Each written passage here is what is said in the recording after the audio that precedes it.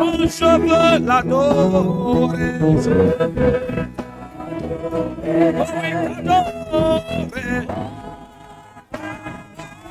Saint-Esprit, oui bien, oui bien. Saint-Esprit, oui bien. Oh, je veux l'adorer.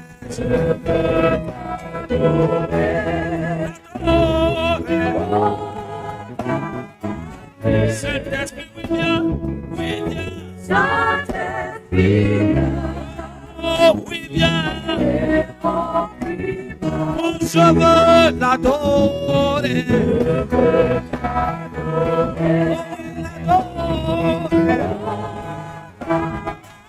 Saint-Esprit, oui bien, oui bien. Oui bien. Oh, je veux l'adorer.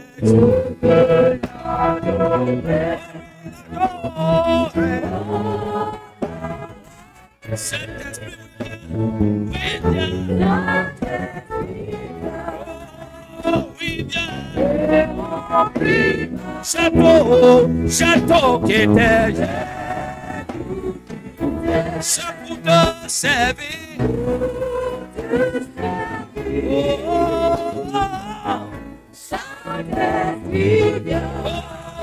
oui bien. Château qui était c'est pour te servir.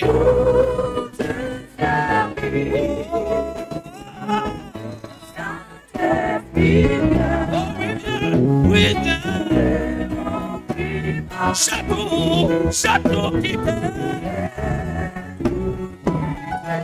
Château qui t'aime.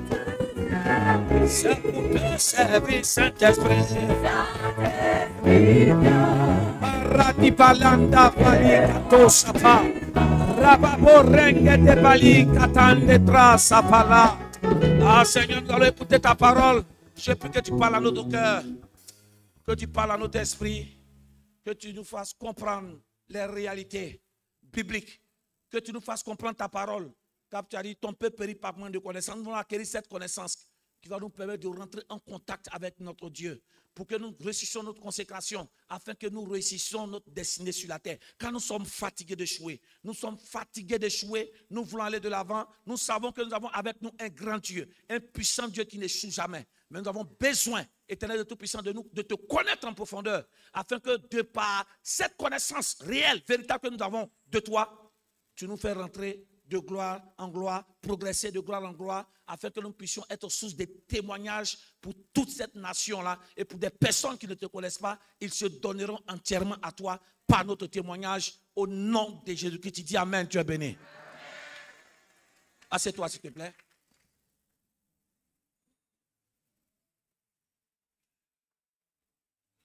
Dis avec moi, ennemi de la consécration. Nous avons commencé à voir ce message sur la consécration depuis le début de l'année, mais le message concernant les ennemis, nous avons commencé dimanche dernier, on en a parlé mardi, on en a parlé mercredi, on en a parlé même un peu vendredi dans l'invitation que le Seigneur nous faisait. On a parlé, il y a une petite partie. Aujourd'hui, dimanche, nous progressons aussi avec les ennemis. Qui parle d'ennemis de la consécration, c'est quelque chose qui t'empêche de quoi? De te soumettre à Dieu. Amen. Amen. Quelles sont ces choses qui nous empêchent de faire la volonté de Dieu? Quelles sont ces choses qui nous permettent d'expérimenter Dieu dans toute sa gloire? Dis Amen bien. Amen. Parce que le but de Dieu, c'est que toi et moi, nous le connaissions. Le but de Dieu, c'est que toi et moi, nous puissions l'expérimenter à tout bord. Mais il y a certains caractères, il y a certaines attitudes et habitudes qui sont dans notre vie qui empêchent la présence de Dieu de se manifester. Même si ce grand Dieu est présent, mais ces caractères-là sont comme un obstacle pour que sa présence agisse en nous. De par cette connaissance que nous sommes en train de découvrir concernant nos différents caractères à abandonner pour que Dieu puisse agir, je crois que toi et moi, nous allons nous débarrasser de beaucoup de choses. Dis Amen. Amen. Je vous invite à prendre rapidement Luc chapitre 36, verset, Luc 7 autant pour moi. Luc 7, le verset 36 à 40. Après, nous allons lire la portion 44 à 47. Et puis, c'est la même histoire. Dans Matthieu chapitre 26, nous allons commencer le verset 7 jusqu'au verset 8 ou 9. Luc 7, je vais lire. Luc 7, 36. Un pharisien pria Jésus de manger chez lui. On dit Jésus entra dans la maison du pharisien et se mit à table. Amen. N'oublions pas doucement. On dit c'est un pharisien, non? Donc un pharisien, c'est quelqu'un qui est docteur de la loi, qui enseigne aussi la parole. Amen. C'est très important. Un pharisien, c'est celui qui enseigne la parole. Et on dit, pendant que Jésus était sur lui, on dit, et voici une femme pécheresse qui se trouvait dans la ville. On dit, ayant su qu'il était à table.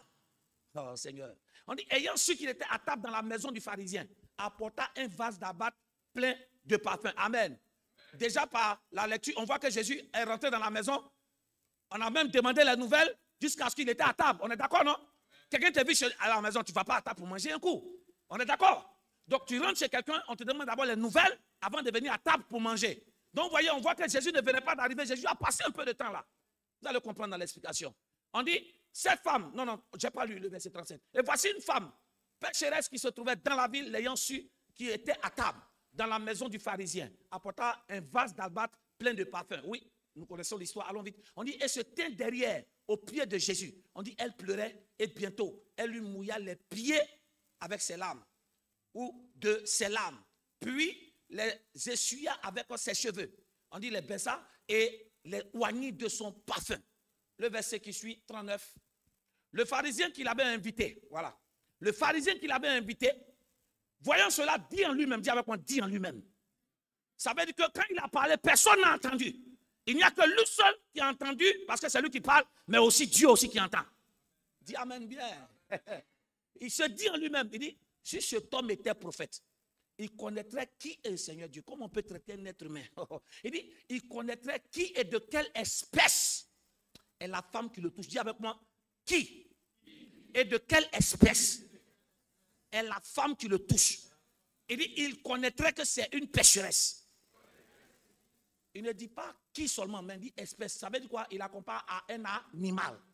Dis amen. Regarde, il y a des situations dans ta vie. Tellement que ces situations t'ont dénaturé, les gens te prennent pour un animal. Je reprends. Il y a des situations terribles que tu as traversées. Tellement que la galère, la pauvreté ont dépêché toi. Les gens ne te traitent plus comme un être humain. Vous savez, un être humain, on lui donne de la valeur, qu'on lui parle. Amen. Mais c'est un animal qu'on donne des ordres sans comprendre. La pauvreté est tellement dans ta vie. Il y a des gens qui peuvent te traiter comme un animal. Là où on t'envoie, on doit t'envoyer avec respect. On t'envoie avec des cris. Mais ce matin, Dieu va changer ta condition de vie.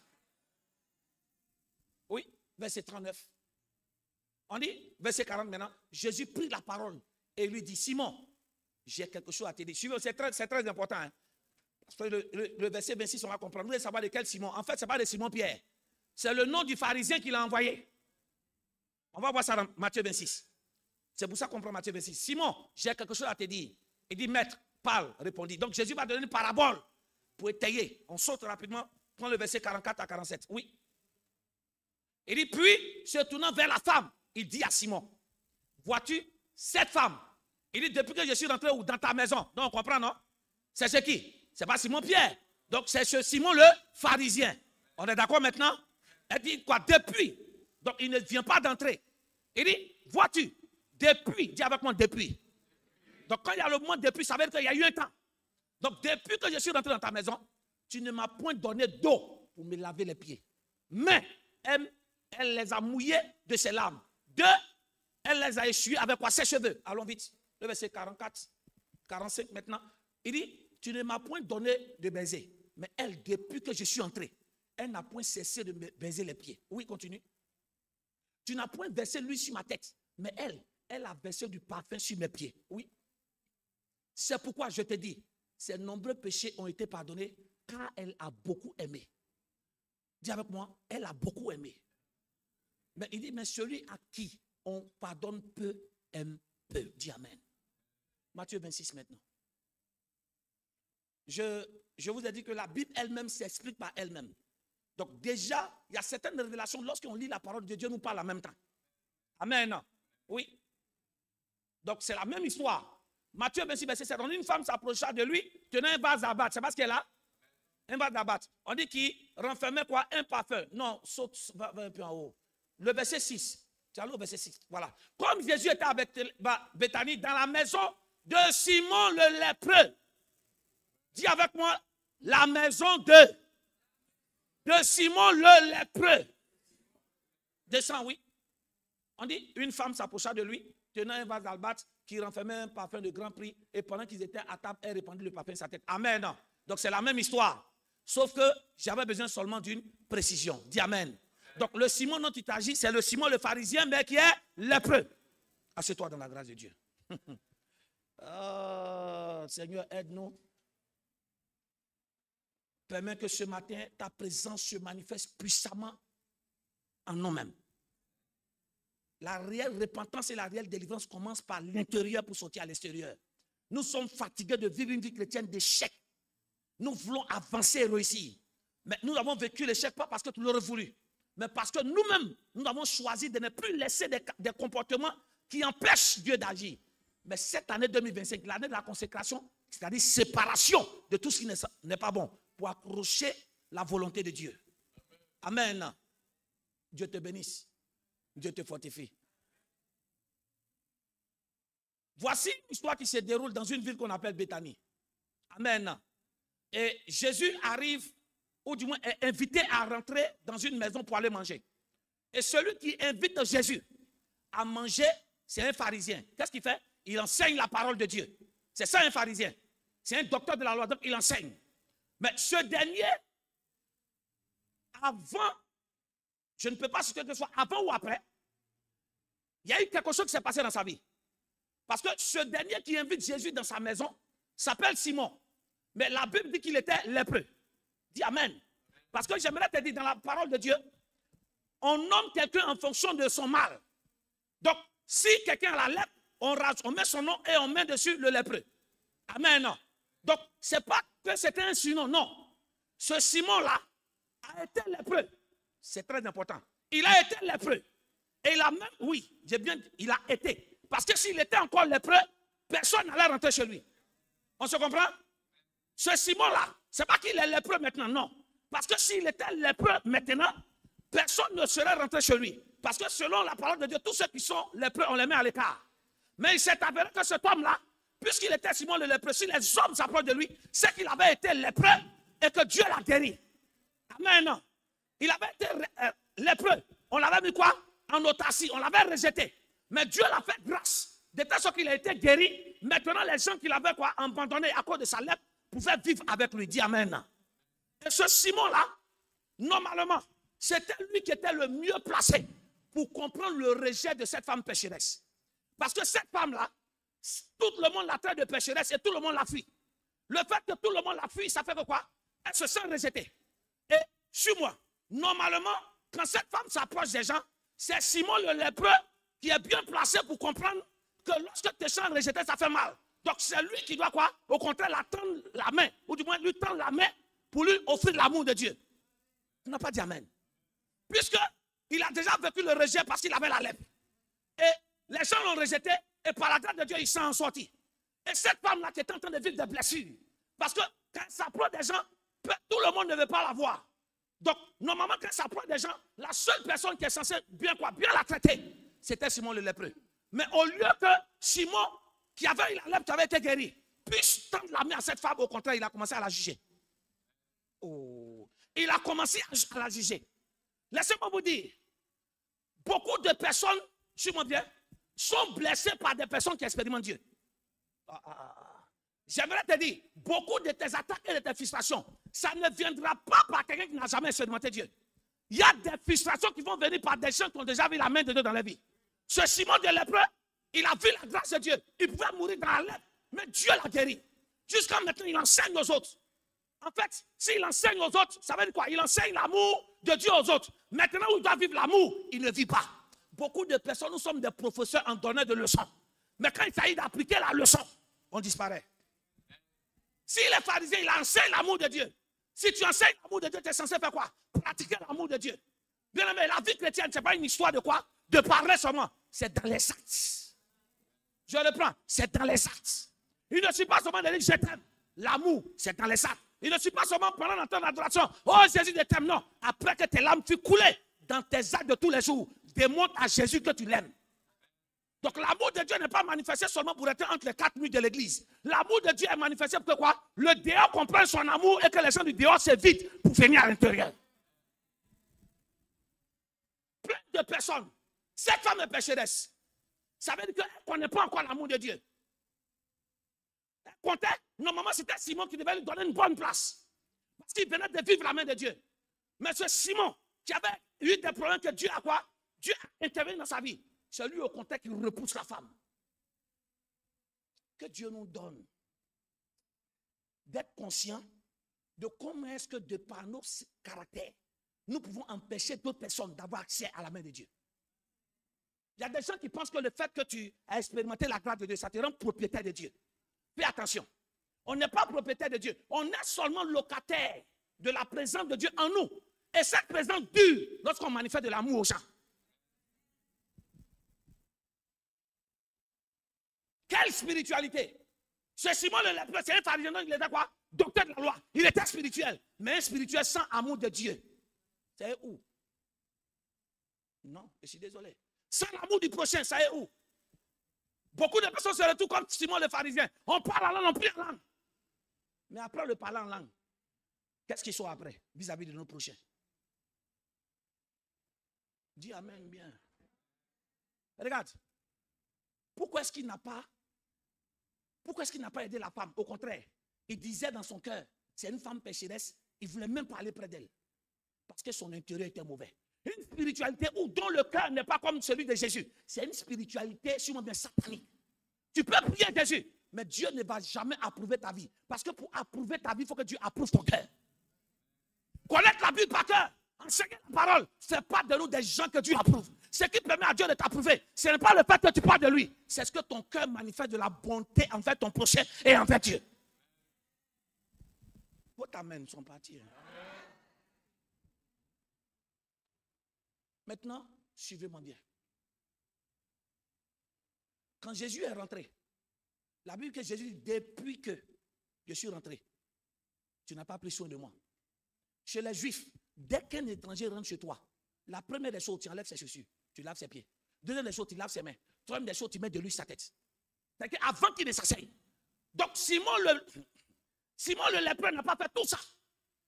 Pourquoi? Parce que ses yeux n'étaient pas arrivés sur Jésus, ses yeux étaient arrivés sur les conditions de vie de la femme. Il y a des gens, la vie chrétienne, là, au lieu de regarder Jésus, c'est les autres. Tu vas te perdre en route. C'était ça, juste une parenthèse. Mais regarde, son cœur était tellement dans le mépris que, suis-moi bien, tout le temps que Jésus est rentré, il n'a pas eu le temps de laver les pieds de Jésus, il n'a pas eu le temps de le recevoir. Et suis-moi, quand quelqu'un d'autre veut faire, il se plaint. Ah, c'est là où je vais arriver. Jésus est rentré depuis, on ne prend pas soin de lui. Non seulement lui ne veut pas faire, mais quelqu'un d'autre aussi veut faire, ça devient un problème. Il y a des gens qui sont comme ça. Des gens qui sont dans nos vies, ils n'ont pas envie de t'aider, mais ils ne veulent pas aussi que d'autres personnes t'aident. Mais maintenant, là où Dieu veut nous diriger, suis-moi. En réalité, pourquoi il a invité Jésus alors? Pourquoi il a invité Jésus? Parce que tout suite, quand il invite chez toi, tu prends soin de lui. Lui, il invite Jésus et puis Jésus est comme ça. Donc, suis-moi bien, en réalité, il n'a pas invité Jésus parce qu'il l'aimait. Il a invité Jésus, suis-moi bien, pour chercher non. Il a invité Jésus pour que les gens disent que je connais aussi Jésus. Mais en fait, il a invité Jésus pour dire quoi? Moi, je suis pharisien, Jésus aussi vient chez moi. Donc, il a invité Jésus pas parce qu'il aimait Jésus, mais il a invité Jésus pour se faire voir. Et des gens comme ça dans nos églises, qui fréquentent un lieu de prière, pas pour venir rechercher Dieu, mais tout le monde, il faut qu'on sache qu'il prie dans une grande église. Ce n'est pas l'église qui va te sauver. En d'autres termes, si ce pharisien était à notre temps, suis-moi bien, il a invité Jésus pour faire selfie à lui. Faire selfie avec quelqu'un ne veut pas dire que tu l'aimes. Faire selfie avec quelqu'un, prendre photo avec quelqu'un ne veut pas dire que tu le connais. Mais il veut prendre ça, pourquoi? Suis-moi bien, il invite Jésus pour profiter de la notoriété de Jésus. Comme Jésus était influent, s'il lui prend photo à Jésus, on parlait de lui. Arrêtons de voler la vedette quand j'ai à l'église. Les amens sont partis, hein.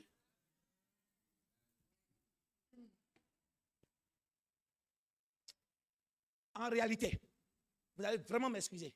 La technologie n'est pas là pour supprimer la présence de Dieu. Et aujourd'hui, c'est bien beau d'avoir les écrans, c'est vrai.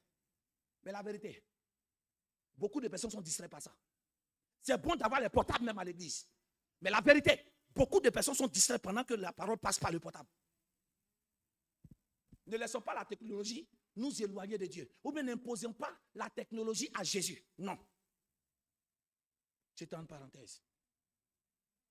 Donc, suis-moi bien. Comme il voit les gens autour de Jésus et que Jésus est influent, il veut profiter de la renommée de Jésus pour faire ses affaires aussi. Oui, il y a beaucoup de personnes qui n'ont pas envie de donner leur vie à Jésus. Hein, mais ils se collent à d'autres hommes de Dieu pour avoir des opportunités d'affaires. Oh, beaucoup de personnes viennent ici pas parce qu'ils acceptent Jésus, mais ils viennent ici pour qu'il y ait une rencontre amoureuse. Ah, j'ai appris que le gars qui vend riz là, qui a le magasin de portable, il prie dans telle église. Donc quand la personne dit en réalité, c'est pas quoi de Jésus, c'est la rencontre. Mais ce que je veux toucher, c'est Simon, si toi, Jésus ne représente rien pour toi, mais pour nous autres là, Jésus a quelque chose pour nous, laisse-nous prendre. Pendant que la femme prend soin du Père de Jésus, qu'est-ce qu'elle fait? Il dit quoi? S'il savait qu'elle était cette femme. Waouh! Imagine si c'était sorti. Imagine. Donc imagine la scène de nos temps. Bien aimé, beaucoup de personnes qui sont à l'église pendant qu'on adore ou on prie le Seigneur disaient comme ça. Si Dieu te révèle le cœur des hommes, tu as vu. L'un des plus grands obstacles à la consécration, c'est qu'est-ce que tu te dis en toi-même qu'on n'entend pas, que Dieu seul entend. Je reprends. Qu'est-ce que tu te dis? La bouche fait sortir le sourire, mais le cœur dit quoi? On en vient.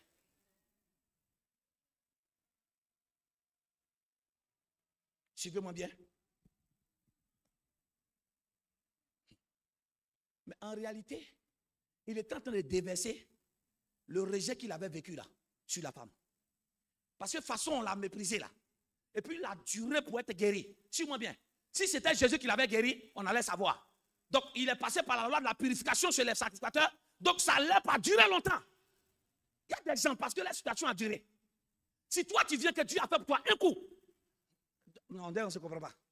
Si une personne a tellement duré dans le célibat, au moins 15 ans de prière, pour avoir un mari. Et puis, l'autre arrive et puis elle rencontre en même temps. Tu ne connais pas ce qu'il y a dans son cœur. Ça, là, je parie que Noël a fait quelque chose pour avoir le gars. Non, ce n'est pas parce que toi, tu as duré dans quelque chose pour avoir que moi, je ne peux pas avoir ça facilement. Tout dépend de l'état du cœur de chacun. Amen.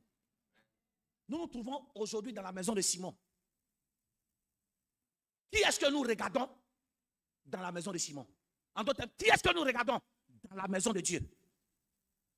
Est-ce la pécheresse qui est à côté de nous? Est-ce la sœur qu'on a entendu un faux témoignage sur elle hier? Est-ce l'homme qu'on a pris sur les réseaux sociaux que tu es venu regarder? Ou bien tu es venu avoir fixé les yeux sur Jésus? Ah.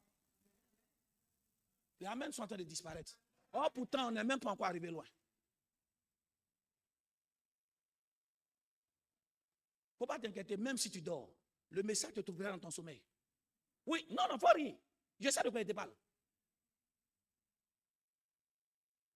Parce qu'il y a des gens, à l'intérieur d'eux-mêmes, il y a une parole qui dit dors, dors. Je déclare ton réveil. Mais regarde, comme il a duré dans sa créé l'amertume. Donc l'amertume a fait qu'il ne veut plus voir les autres avoir facilement quelque chose. Et il y a des gens comme ça. Hein. L'amertume, fait que de la manière ils ont duré dans une malédiction pour obtenir une bénédiction. Ça crée l'amertume. Ça fait que quand une autre personne veut faire quelque chose pour avancer rapidement, la personne ne fait que juger les autres. Je prie que celui qui doit avoir toute ton attention, c'est Jésus. Donc vous voyez, il vient de manquer une bénédiction, de prendre soin du Seigneur et de rentrer dans l'histoire. À cause de quoi? À cause du mépris et de l'amertume. Mais j'aime cette femme. Malgré que tout le monde la rejetait. Malgré que d'autres parlaient en eux-mêmes. D'autres, ça se sentait dans leur visage. D'autres même ont dû l'empêcher à la porte. Mais elle est rentrée. Malgré tout ce rejet. Suis-moi bien. Elle n'a pas jugé ceux qui la rejettaient. Elle a continué à aimer le Seigneur. Ah, c'est ça. Parce qu'elle s'est sentie, imagine Simon et tous ceux qui sont dans la salle. Une pécheresse n'a pas le droit de rentrer. Là, elle est rentrée par-ci, on ne l'a pas invitée. Ça veut dire qu'elle a créé un moyen, elle a surpris tout le monde. Donc imagine comment les gens l'ont empêché pour ne pas qu'elle rentre. Donc elle pourrait se dire quoi? Voilà, c'est quelle église ça là? On vient voir le Seigneur Jésus-Christ, hein? Il n'y a pas amour. Frères et sœurs, il y a te dire quelque chose. quel est ton comportement? Suis-moi bien. Quelle est ta réaction vis-à-vis de ceux qui se moquent de toi? Voilà. Le problème, celui qui te moque de toi fait son travail. Maintenant, toi, quelle est ta réaction vis-à-vis de sa moquerie? Si sa moquerie détourne ton cœur pour aller vers le mal, c'est fini. Tu ne vivras pas quoi? Une prochaine étape de ta vie. En fait, ta vie est limitée en fonction de ses émotions. On arrive là. Plein de personnes ont limité leur vie à cause de ce qu'ils ont gardé dans le cœur contre les gens. Frère et soeur, quand tu gardes quelque chose contre quelqu'un dans ton cœur, tu mets l'amertume, tu as de l'amertume contre quelqu'un dans ton cœur, suis-moi bien, tu limites ta vie à lui. Ça veut dire que tu ne vis plus ta vie, mais tu vis les émotions de ce dernier. Il sait que tu es fâché comme lui, quand il vient, il fera tout pour t'énerver. Donc ta joie ne dépend plus de Dieu, ta joie ne dépend plus de ce que tu fais, qui est censé t'épanouir, ta joie dépend de lui, sa présence. Je répète ça dans ta vie. Ta joie doit dépendre de la présence de Jésus uniquement, entièrement et totalement. Tu me dis amen, ça c'est fait. Cette femme n'a pas développé l'amertume. Alors que Simon est en train de parler contre elle, alors que les gens faisaient tout, elle a continué à prendre soin de Jésus. Et c'est à la fin, elle a récolté cela. Amen. Dis amen bien. Quand tu aimes beaucoup, suis-moi bien. Quand tu as l'amour de Dieu en toi, tu continues à pratiquer le bien, même dans un milieu qu'on ne t'aime pas. Je vais te dire quelque chose. Je reprends. Quand l'amour de Dieu a rempli ton cœur, tu continues de pratiquer le bien dans un lieu où on ne t'aime pas. Parce que tu ne le fais pas pour les gens qui te persécutent. Tu le fais à cause de Dieu. Mais quand tu es gentil, tu fais le bien là où les gens te montrent qu'ils t'aiment. Ils m'ont pas entendu. Il y a la gentillesse et l'amour de Dieu. La gentillesse, on la pratique dans un milieu où quoi? Où les hommes prétendent nous aimer. Et à savoir s'ils nous aiment vraiment. Parce qu'ils nous aiment sûrement à cause de ce qu'on leur apporte. Mais celui qui a l'amour de Dieu, il pratique l'amour envers tous ceux qui sont autour, même si dans le milieu on ne l'aime pas. Je prie Dieu que Dieu garde notre cœur et que l'amertume ne rentre pas. En fait, ce matin, le second ennemi que toi et moi devons toucher, c'est l'amertume. T'as dit quoi? Quelle est notre réaction vis-à-vis des autres qui nous font du mal? Comment est-ce qu'on réagit? Qu'est-ce que l'amertume? L'amertume, c'est un sentiment durable de tristesse mêlé à la rancœur à cause d'une humiliation et d'une déception. Je reprends. Quand il y a l'amertume dans son cœur, c'est-à-dire que les douleurs, ce que tu as gardé dans le cœur, c'est quoi? C'est le fait que tu as un sentiment de tristesse qui a longtemps là, comment on appelle? Cette douleur-là. C'est-à-dire qu'il y a longtemps que ce sentiment de tristesse est là. Et plus ce sentiment de tristesse dure, ça se mélange avec la rancune et la rancœur. C'est deux choses. Il y a la rancune et il y a la rancœur. C'est deux mots qui commencent par ran, mais ce n'est pas la même chose. La rancune, c'est quoi? C'est le sentiment que tu ressens dans ton cœur après un préjudice. Un préjudice, ça veut dire quoi? Tu as fait ou tu n'as pas fait. Tu m'entends bien? C'est-à-dire que tu as posé un acte, tu n'as pas fait exprès. Quand on te rend le mal, ça te fait mal, non, tu gardes. Oh, réponds-moi. Suis-moi. La rancune, c'est ça. Maintenant, la rancœur, c'est lorsque tu sens un sentiment de quoi? De tristesse. Un sentiment de tristesse dû à une humiliation que tu trouves que c'est injuste. Donc, quand quelqu'un manifeste ta rancune, quelqu'un qui a la rancœur, en fait, ce qu'il a gardé dans le cœur, là, c'est parce qu'il trouve que c'est injuste qu'il subit ça. Oh, ils ne m'ont même pas entendu. Alors que la rancune, ça peut être de ta faute ou ça peut ne pas être de ta faute. Et puis on te fait du mal. Tu n'as jamais vu des gens où tu as fait quelque chose, c'était de ta faute, non? Hein? La personne garde. Mais ce n'était pas de ta faute, la personne garde. Donc ça, c'est la rancune. Donc la rancune prend les deux. Mais la rancœur, c'est lorsque la personne estime que ce que j'ai subi là, c'est injuste. C'est pas normal. Donc c'est deux choses différentes. Mais tout qu'on fait, c'est deux choses. Mettre un poids dans le cœur de quelqu'un. On dit c'est dû à quoi? À l'humiliation. C'est dû à une maltraitance. Et ça crée une blessure dans le cœur. Bien aimé, l'amertume n'est bon pour personne. Quels que soient les préjudices que tu as eu à subir, que tu sois à la base ou pas, ce que tu gardes, suis-moi bien, ce que tu gardes dans le cœur après avoir subi le choc, c'est ce qui va déterminer ton témoignage demain.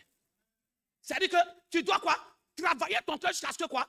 Tout ce que tu subis comme truc ne reste pas là. Tout ce que tu subis comme choc, ça s'en va. Je peux te donner un exemple. C'est comme les toilettes. ne soit pas les toilettes. Tu comprends? Quand les toilettes sont bouchées, tout ce qu'on met dedans, ça fait quoi? Ça remonte, non? Jusqu'à ce que nous-mêmes, en fait, on met dedans pour se débarrasser, non? Les toilettes, on jette ce qui est dedans pour que ça parte, pour se débarrasser. Mais quand c'est bouché, ce qu'on veut se débarrasser finit par quoi? Par nous détruire. Donc c'est la même chose. Si tu n'arrives pas à encaisser, tu ne pries pas Dieu pour que Dieu quoi? Dieu prenne contrôle de ton cœur. Avant de amasser les blessures, que ce soit exprès ou pas, ta vie est dictée et dirigée par ces personnes. Tu n'as plus de joie, tu n'as plus de paix. Et il y a dit quelque chose, c'est dangereux. Parce que toute personne qui commence à marcher dans l'amertume dans le cœur, il se détruit et puis il détruit tout le monde. Oui. Il se détruit et il détruit tout le monde. C'est-à-dire, tu n'avances pas, mais il va te convaincre. Par sa manière de parler, toi aussi, tu seras contaminé par sa rancœur. Hébreu 12, verset 15. Il dit, veillez au Seigneur. Et c'est l'une des conséquences même de l'amertume aussi. Il dit, veillez à ce que quoi? Nul ne se prive de quoi? De la grâce de Dieu. Il dit, à ce que quoi? Aucune racine de quoi? D'amertume poussant des rejetons ne produisent quoi? Du trouble. Et que plusieurs n'en sont quoi? Qu'est-ce qui infecte? C'est la rancune là, qui produit quoi? Des rejetons. C'est-à-dire que la rancune qui est dans ton cœur là, ça produit des petits jeux. Et puis ça se répand. Quand ça se répand, ça se casse. L'odeur, ça fait que ça t'infecte. Et puis ça infecte les autres. Quand nous avons la rancœur et la rancune dans nos cœurs, nous on va en souffrir. Mais nos enfants aussi vont en souffrir. Et le milieu dans lequel tu te trouves, ils vont souffrir. Attends. Quelqu'un t'a fait du mal, par exemple ici. Et puis soit il ne t'a pas demandé pardon. Parce que la rancœur, même si on t'a demandé pardon, il y a des gens qui ne vont pas laisser. À quoi de garder dans le cœur, suis-moi bien, tu ne vas plus adresser la parole à la personne, non? On est d'accord, non? Tu ne vas plus adresser la parole à la personne. Si c'est à toi, c'est bon. Mais au fur et à mesure que ça se prouve dans ton cœur, suis-moi bien, si tu vois quelqu'un que tu aimes en train de rire avec la personne là, tu fais quoi? Tu te fâches, non? Tu te fâches. La personne t'a rien fait. Après, tu appelles l'autre, tu lui dis quoi? Pourquoi tu ris à lui? Et puis tu commences à faire quoi? À l'infecter. Et c'est ça qui fatigue les chrétiens. Une église où quelqu'un n'évolue pas, ne se remet en cause. Il met tout sur Dieu, il met tout sur le pasteur, il met tout sur les gens. Tout ce qui sort de son âme, suis-moi bien, ce sont des blessures. Donc toutes les nouvelles personnes qui vont venir, on va les infecter avec ça. Toi, tu continues de donner à Dieu. Faut t'amuser là. En fait, c'est pour ça même que ta vie n'évolue pas. Nos églises ne progressent pas parce qu'on est nombreux à être prisonniers de la rancune et de la rancœur. Une mauvaise expérience dans Dieu. Au lieu que tu mettes dans le verset pour que ça parte. Toi, tu as bouché le verset de ta vie. Et l'odeur monte maintenant. Ta vie est devenue amère. Il y a des gens qui ont dit Jésus donne la joie. Quelle la joie, quelle la joie, quelle la joie. Jésus donne la joie. La louange, c'est une joie. En réalité, c'est pourquoi tu ne loues pas. Ce n'est pas parce que tu vas danser. Ton cœur est rempli d'amertume ici. Sûrement que tu as subi un choc ici. Et tu n'as pas pardonné. Ça a pris contrôle de ton cœur. Tu es gonflé, mourir maintenant. On dit louer le Seigneur. Ça, c'est dans ce qui est là. On rit. Mais c'est ce qui est en train de détruire des relations. C'est ce qui est en train de détruire des vies. Ce Simon-là, Jésus l'a invité. Hein? Il est rentré chez lui. Ça veut dire que Jésus l'affectionnait aussi. Jésus ne donne pas sur n'importe qui. Mais ce n'est pas parce que Jésus t'aime que tu vas te permettre de faire tout ce que tu veux. Jésus peut rentrer chez n'importe qui. Je t'annonce. Ce n'est pas parce que Jésus rentre chez toi que tu es forcément enfant de Dieu. Il rentre même chez les parents parce qu'il est fils de Dieu. Il rentre dans le cœur de tout le monde comme il veut, quand il veut. On est ses créatures. Dis avec moi quel est l'état de notre cœur. Hey, c'est ce qu'il dit là. C'est nous tous. Hein? La rancœur détruit beaucoup de choses. Si tu ne détruis pas la rancœur, tu peux détruire le cœur de ta femme, le cœur de ton mari, le cœur de ta conjointe et de ton conjoint. Parce que le choc que l'autre a fait subir. Si tu n'as pas pardonné ça, si tu n'as pas tout fait pour laisser tomber, suis-moi bien, toutes les personnes qui auront le teint, tu m'entends non? Et le style de celui qui t'a blessé seront déjà condamnés.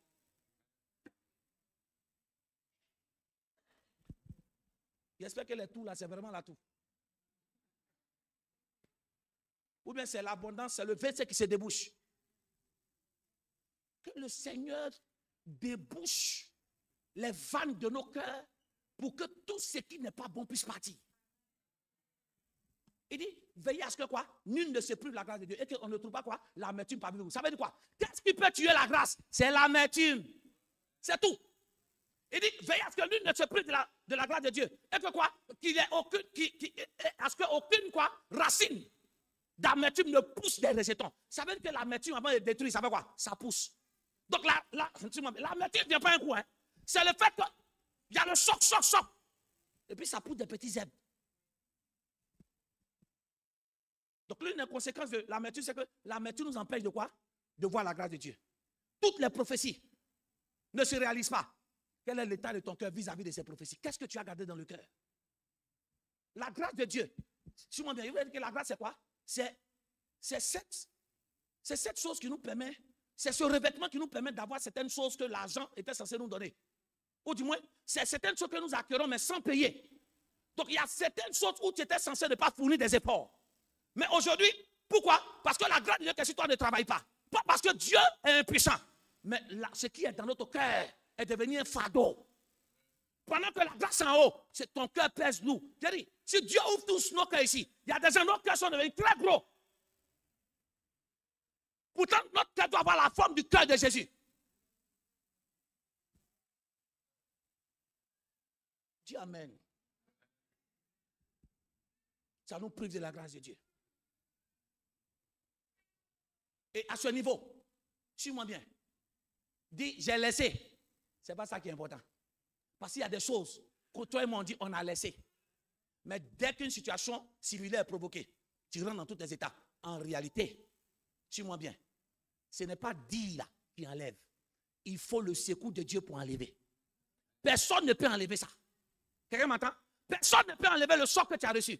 Il faut seulement l'amour de Dieu. Voilà quoi la Bible dit quoi? Romains 5:5. Il dit quoi? Il dit l'amour de Dieu est répandu dans nos cœurs par qui? Par le Saint-Esprit.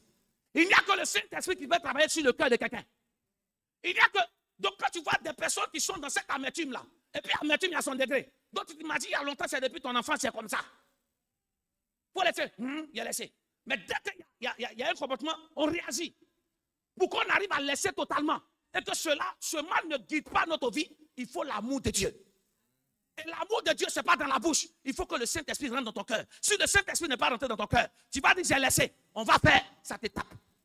Mais c'est que pour que tu as laissé, c'est que quoi? L'amour de Dieu inonde ton cœur. Suis-moi bien. Ça fait que quand une autre personne fait la même chose, tu ris. Ils m'ont pas entendu. Tu ne ris pas pour te moquer de quelqu'un. Tu ris parce que cette chose avant, ça te blessait. Mais maintenant, ça te glisse sur le corps. Que l'amour de Dieu localise nos différents cœurs infectés par l'amertume. Afin de nous débarrasser de ça. Parce que c'est en train de détruire l'église. C'est en train de détruire tout le monde entier.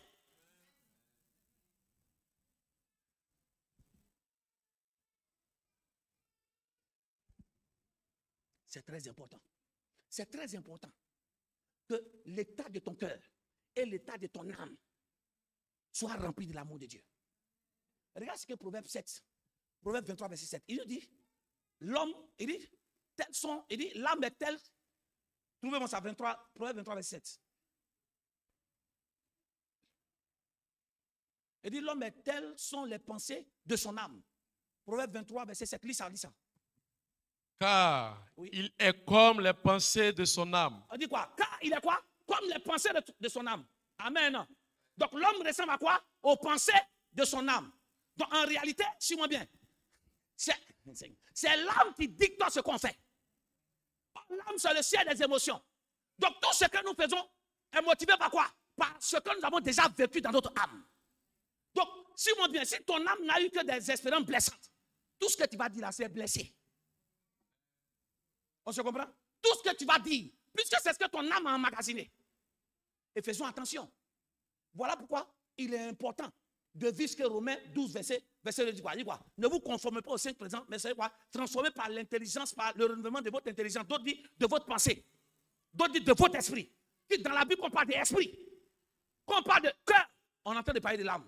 Ça veut dire que tu dois tout faire pour que tous ces anciens sentiments-là, ça soit au passé. Le problème n'est pas qu'elle n'est pas sorcière. Elle est sorcière, c'est vrai. Quelle est ta pensée vis-à-vis de cette sorcière? Non, on arrive là.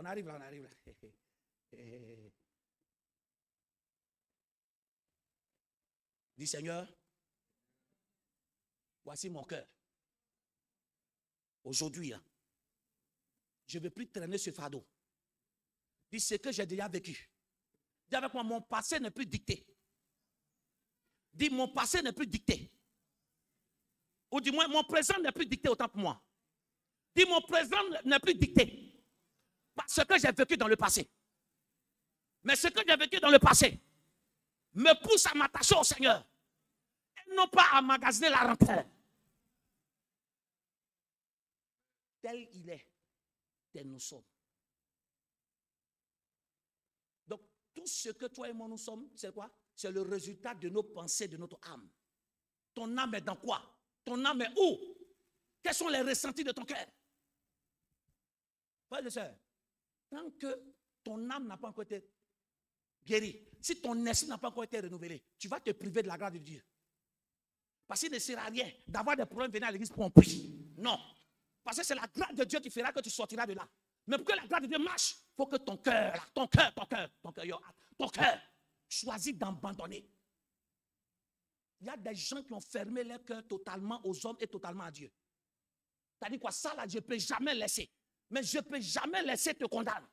Parce qu'il y a un niveau de la vie où ta vie doit dépendre de ce que tu veux là-bas. Ta vie ne doit pas dépendre de ce que tu as déjà vécu. Parce que ce que tu as déjà vécu te limite au présent. Mais si tu veux avoir quelque chose de meilleur, il te faut quoi? Ouvrir ton cœur à Dieu pour que Dieu te transporte. C'est quelqu'un là. Il dit que l'amertume, qu'on ne trouve pas parmi vous quoi? L'amertume qui produit des rejetons. Jusqu'à ce quoi? C'est infect. Quand une église veut se détruire là, c'est comme ça que ça commence. Tout ce qui sort là, ça devient écrit. L'église se divise dans deux lieux. Ici. Et puis ce qui se passe dans les maisons. Je reprends. Ici, la main, c'est plus facile. Mais où l'église se divise là, c'est plus ici. C'est dans les maisons. Suis-moi bien, dans les petites réunions entre frères et sœurs, ce qui se dit, c'est là que l'église se détruit. Ici là, personne ne va te dire quelque chose que tu vas écouter. Parce que là, tu as peur de la présence de Dieu. Mais quand tu te retrouves entre frères et Christ, frères en Christ, sœurs en Christ, dans des petits coins, vous êtes deux ou trois, qu'est-ce que vous vous dites? C'est là que l'amertume fait son travail. Ah, l'église jamais on ne comprend pas. C'est là que Dieu fasse que toute personne qui a une amertume, suis-moi bien, dans son cœur, que Dieu fasse que tu aies compassion de la personne pour prier pour la personne. En réalité, c'est les personnes qui ont de l'amertume dans leur cœur. D'autres, ce n'est pas exprès. D'autres, c'est parce que la vie déborde. Tu vois, quand l'autre déborde, je vous ai dit non, le verset, quand ça déborde là, tu ne choisis pas lui-même là, il explose. Que Dieu fasse que nous ayons compassion des gens. La compassion, c'est pas d'avoir pitié, mais c'est de prier pour le cœur. Quand le cœur est chargé, frères et sœurs, ta vie est infectée. Tout ce que tu dis, il y a des gens qui connaissent verset Jean 3,16. Mais à cause de l'amertume, ils oublient le verset biblique. Toi et moi, on sait qu'il faut prier. Toi et moi, on sait qu'on doit prier matin, midi, soir. Mais pourquoi on nous rappelle? Très souvent, c'est ce qui est dans le cœur. Amen. Je le dis parce que le premier processus qui permet à l'amertume de quitter, c'est ce qu'on appelle le pardon. Tu ne pardonnes pas parce que tu as raison. Tu ne pardonnes pas parce que tu as tort. Tu pardonnes parce que tu te rends compte que quand l'amertume est là, ça te détruit. En fait, le premier bénéficiaire du pardon, ce n'est pas l'autre à qui tu pardonnes, c'est à toi-même. Parce que ton cœur devient léger. Tu peux facilement connaître tes pardons. Non, moi, je ne t'ai pas dit de me pardonner facilement. Mais moi, je me pardonne facilement. Je pardonne facilement, pas pour te faire plaisir. Parce que je ne veux plus que tu occupes les parties de mon cœur. Parce que le Saint-Esprit a besoin de quoi? De toutes les parties de mon cœur pour me faire aller de l'avant. Je t'aide, suis-moi bien. Quand on emprisonne quelqu'un, quand tu gardes la rancœur contre quelqu'un, on l'a emprisonné. Donc il occupe la place que ton argent devait occuper. Il occupe la place que ton mariage devait occuper. Il occupe la place que ton bonheur devait occuper. Arrête d'occuper inutilement la place de mon cœur. Donc je choisis de te dire, pardon, c'est fini. Maintenant, si toi, le fait que tu fais des choses, tu as tort, il te demande pardon, tu penses que tu es supérieur à moi? Non, tu n'es pas supérieur à moi. C'est juste que je vais tourner la page derrière toi et puis avancer. Ton amène est parti, hein? Hé, ma camarade, donc tu l'as laissé. Je l'ai laissé. Donc tu vas pas rendre. C'est l'amertume qui te fait dire.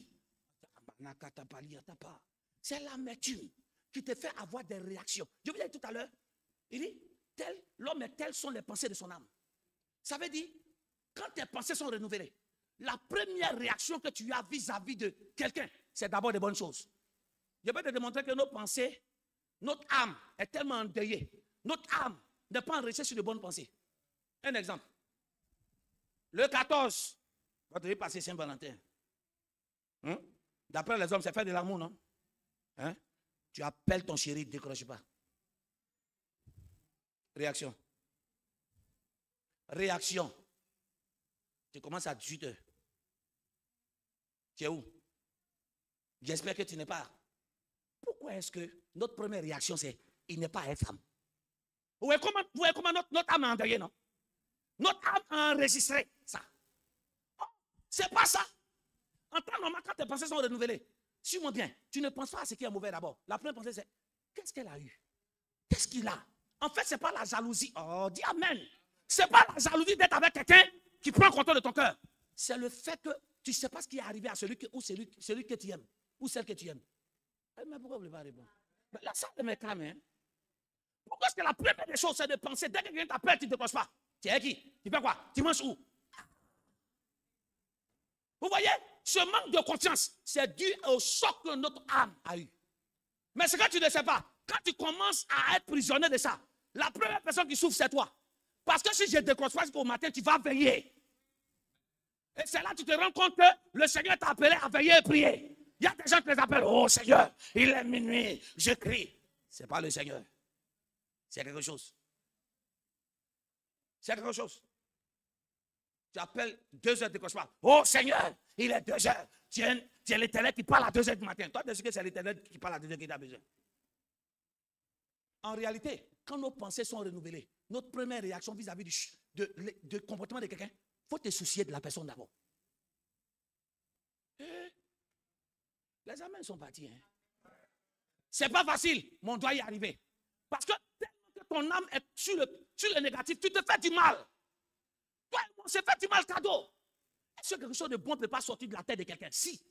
Et puis d'ailleurs, même si je pense en bon, quand il est en train de penser en mal, il est en train de faire du mal là-bas, moi je suis en paix ici. Est-ce que tu sais quel type d'esprit passe dans l'atmosphère pendant que tu es en train de penser au choc? On en parle. 2 Corinthiens chapitre 2, verset 10 à 11. On va aller vite. 2 Corinthiens 2, verset 10. Pourquoi est-ce que la rancœur doit nous quitter? On doit pardonner. Suis-moi bien. Il dit, oh, à qui vous quoi? À qui vous pardonnez, je vous pardonne aussi. Suis-moi bien. Le pardon, il est divin. Ça veut dire que vous pardonnez, on a besoin que Dieu nous pardonne. On a besoin de l'aide de Dieu. Sinon, dans la bouche, non. Il y a le pardon, on a dit, mais le cœur n'a pas été témoin. Le pardon n'est pas un mot qui se prononce pour faire plaisir. Le pardon, c'est un mot qui se prononce parce que quoi? Dedans, on l'a fait. Et on a choisi de le faire. Il dit, oh, à qui vous pardonnez, je vous pardonne aussi. Suis-moi bien. Il dit, ce que j'ai pardonné, il dit, oui. Et ce que j'ai pardonné, si j'ai pardonné quelque chose, c'est à cause de quoi? De vous. En qui? En présence de Christ. Donc, normalement, quand la présence de Dieu rentre dans nos cœurs, ce n'est pas que quoi? On ne va pas subir des chocs. Mais notre cœur doit être prédisposé à quoi? À toujours quoi? Tourner la page rapidement. Parce qu'il y a certaines passions, on reste là. Ça va nous tuer.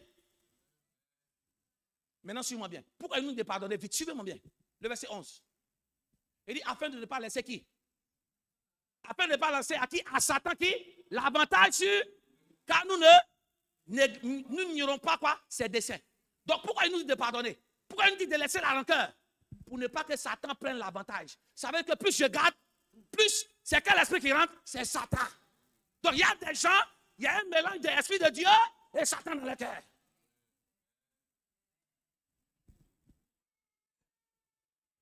Donc, le pardon que Dieu nous demande, c'est pour ne pas que les sorciers rentrent. C'est pour ne pas que Satan nous attaque. Donc, ta capacité à pardonner, c'est cette capacité que donne quoi? Au Saint-Esprit de grandir en toi. Donc, plus. Ok. En tout cas, ça là, c'est. Non, je n'ai pas pardonné ça. Satan prend. Donc, il y a des personnes en eux. Satan contre le diable sont en train de se battre. C'est-à-dire que Satan contre Dieu se bat coup de poing. Vous voyez comment Satan a pris l'avantage chez nous? J'ai envie de te dire quelque chose. Fais attention. Quand ton âme est blessée, ce que tu écoutes, suis-moi bien, ce qui te parle là, c'est ce qui te détermine. La Bible dit quoi? Dieu parle, il dit Dieu parle, et ça devient des visions pour Israël. Dieu reprend. Dieu parle. Dieu parle. C'est parler, hein? Mais pour Israël, il voit. Ça veut dire que tu peux avoir des visions parce que tu entends. Tu peux avoir des révélations. Tu peux avoir des songes. En réalité, ce n'est pas Dieu qui t'a parlé. Ça dépend de ce que ton âme a eu. Donc ton âme a créé une vision. La preuve, suis-moi bien, tu as l'attente de ton chéri comme ça, et puis tu n'as pas appelé. Le petit sommeil que tu as, tu vois qui? Oh pardon, tu le vois en train de te tromper. Quand tu as te levé, oh le Seigneur vient de me révéler, il ne t'a pas révélé. C'est ce que ton âme a emmagasiné, c'est ce que tu as fait. Non, ça on va en parler une autre fois. Toi, c'est tout en toi, Dieu parle. Fais attention. Des chocs de ton âme peuvent créer des visions. Dieu parle et ça devient des visions pour Israël. Ça veut dire qu'ils sont là, c'est qu'ils entendent, maman, ça crée des images. C'est pour ça, fais attention qui te parle, qui t'écoute. Parce qu'il y a des gens, si l'esprit est pourri dans vos causeries là, ils font sortir n'importe quoi, ça imagine. Il y a des gens qui n'ont jamais voulu tromper des gens. Mais parce que tu es assis avec des gens qui ne font que parler de ça, tu vas l'essayer. Pourquoi tu es battu? C'est pour ça que j'aime ce que Dieu a dit dans sa parole. Il dit quoi? N'imitez pas leur Dieu de peur d'aller les servir. On ne le sait pas imiter même. Il dit quoi? Ne cherchez pas des informations. On a vu ça la dernière fois, Deutéronome. Il ne cherchez pas des informations sur les dieux de peur de quoi? D'aller les servir. Ça veut dire qu'il y a certaines informations qui ne sont pas bonnes. Ah, ma CP, mon CP, ton CP là, il te donne quoi comme information? Il y a des foyers qui se gâtent à cause de ce que CP a dit. CP n'a même pas vu quelqu'un. Tu as vu seulement le monsieur au Carrefour. C'est arrêté au Carrefour, il dit qu'il allait vivre. Et puis même s'il a vécu, si tu aimes bien le foyer, tu rentres par le prier. Un enfant ne fait pas rapport, il ne rapporte pas prière division. Je vous ai dit la dernière fois, il faut voir l'objectif de toute mission dans la présence de Dieu. Quand Satan cite la Bible, son objectif c'est quoi? C'est d'utiliser la Bible pour qu'on s'éloigne de Dieu. Oui, oui. Satan cite la Bible. Il a dit à Jésus, il est écrit, non? Mais les versets qu'il utilisait pour envoyer quoi? Jésus a péché. Donc tu es d'accord avec moi que la Bible est manipulée par qui? Par la personne qui veut l'utiliser. Donc quand Satan dit verset, ah donc parce que c'est la Bible, les sorciers ne peuvent pas utiliser. Il faut laisser ça. Hein? Donc la Bible est utilisée en fonction de l'objectif qu'on veut atteindre. Satan utilise la Bible pour écarter Jésus de l'amour de Dieu. Mais Jésus utilise la Bible pour quoi? Pour repousser Satan. Dis Amen. Dans quel état ton âme se trouve? En tout cas, moi, le Seigneur me parle. Oui, le Seigneur te parle. Mais la plupart de ce que tu reçois comme révélation, pourquoi c'est tout le temps la même femme qui le fait? Ce sont les mêmes visions. Dieu aussi trie aussi dans les visions. Quel est l'état de ton âme? Il y en a qui dit, hier, matin là, hein? Oui. Toi et moi, on est malades. La vérité, on est tous malades ici. L'amertume, suis-moi bien, l'amertume ne trie pas, tu es ou pas. Si c'est rentré, c'est rentré. L'amertume, suis-moi bien, ce n'est pas l'onction, ce n'est pas ribababa, au nom de Jésus, au nom de Jésus, qui chasse l'amertume. Hey. Au contraire, ce qui attire l'amertume, c'est ça. L'amertume rentre où tu as envie de quoi changer. L'amertume rentre là où tu veux que ta vie parte de l'avant. C'est là que ça rentre. Que Dieu sélectionne tes amitiés. Dieu sélectionne tout ce que tu entends. Voilà pourquoi on dit quoi? La foi vient de ce qu'on entend et ce qu'on entend vient de la parole de Dieu. Quand tu écoutes la parole, tu écoutes ce qui est bien, ton esprit est bien nourri. Donc tu ne peux pas avoir quoi? Des visions sataniques. Il y a des gens ici, ceux qui vous parlent là, ce sont vos ancêtres. Tous les rêves, ça on va parler un jour. Quand moi depuis aussi petit, je rêve, ça s'accomplit. Hey. Ça là aussi, ça peut être vision de fétiche. Aïe. Pourquoi tu ne me réponds pas? Aïe. Ah, ok, d'accord. Non, c'est dans une parenthèse. Pourquoi on va rester ici? Dis Seigneur, répands ton amour dans mon cœur. Alors que ce message passait, il y a des gens qui ont reçu, qui ont laissé leur âme enregistrer une mauvaise expérience dans une église. Ça fait que partout où tu vas, tu es méfiant, même quand tu es méfiant de Dieu. Non. Non. Frères et sœurs, le cœur est dangereux. Voilà quoi la Bible dit quoi? Il dit, garde ton cœur plus que toute chose, car c'est de quoi provient la source de vie. Mais que ta vie, en fait, ta vie là, c'est pas quand tu marches, ta vie, c'est quand ton cœur vit. Quand il n'y a pas de vivre, ce n'est pas que ton cœur s'arrête, non, non. Tu vis lorsque ton cœur vit, pas que ton cœur est en vie. J'ai parlé français. Hein. Le cœur en vie, ça veut dire que c'est le cœur naturel qui bat dedans. Mais le cœur qui vit, c'est que le cœur qui fait ce qui est bon, qui l'épanouit, qui le réjouit. Et ce Simon-là, suis-moi bien, qu'est-ce qu'il a tué? Il se disait en lui-même. Se parler en lui-même, c'est quoi? C'est parler à son intérieur, parler à son âme. Ce que tu te dis, ça détruit ton âme ou ça le fait évoluer. Quelles sont tes pensées? Qu'on est en train de réfléchir. On réfléchit à quoi? On réfléchit à tout ce qui est mauvais. C'est ce qui a collé notre âme. Aujourd'hui, j'ai choisi de ne plus penser comme ça. Même si les gens pensent que je suis comme ça, Jésus est mort à la croix. Il dit tout ce qui est passé est passé. Toutes choses deviennent nouvelles. Aujourd'hui, ça peut être nouveau. Nouveau peut commencer aujourd'hui. Et puis c'est nouveau. Je veux qu'on descende rapidement. Suivez-moi bien. Un exemple plus clair dans la parole. Pour veiller sur l'état de ton cœur. Pour ne pas que l'amertume te détruise. Regarde. Le premier roi d'Israël avait été rejeté par Dieu. On connaît l'histoire, non? Saül avait été rejeté par Dieu. Pardon. Place-moi 1 Samuel chapitre 16 d'abord. Verset 1. Et après, maintenant, on prend le verset 9, 5 à 9. Et puis, on va atterrir et on va prier. Je vais expliquer quelque chose. Oui. On dit quoi? L'Éternel dit à Samuel. Quand quoi? Cessera-tu de quoi? De pleurer sur Saül. Il dit, je l'ai afin qu'il ne règne plus sur nous. Amen. Donc Dieu a rejeté qui Saül, non? On est d'accord, non? Ok. Vous allez comprendre. Maintenant, Dieu maintenant, il faut qu'il lise ça. Il dit, afin qu'il ne règne plus. C'est très important. Afin qu'il ne règne plus sur Israël. Donc pourquoi Dieu le rejette? C'est parce que le gars a régné, non? C'est pas ça. Il dit, je le rejette car je ne veux plus qu'il règne. Donc ça veut dire qu'il a régné, non? Voilà pourquoi Dieu le rejette, non? Ok, d'accord. Il dit, remplis ta corne, va. Je t'enverrai chez qui? C'est Isaïe, le Bethlémite, car j'ai vu parmi quoi? Ses fils, celui que je désire pour roi.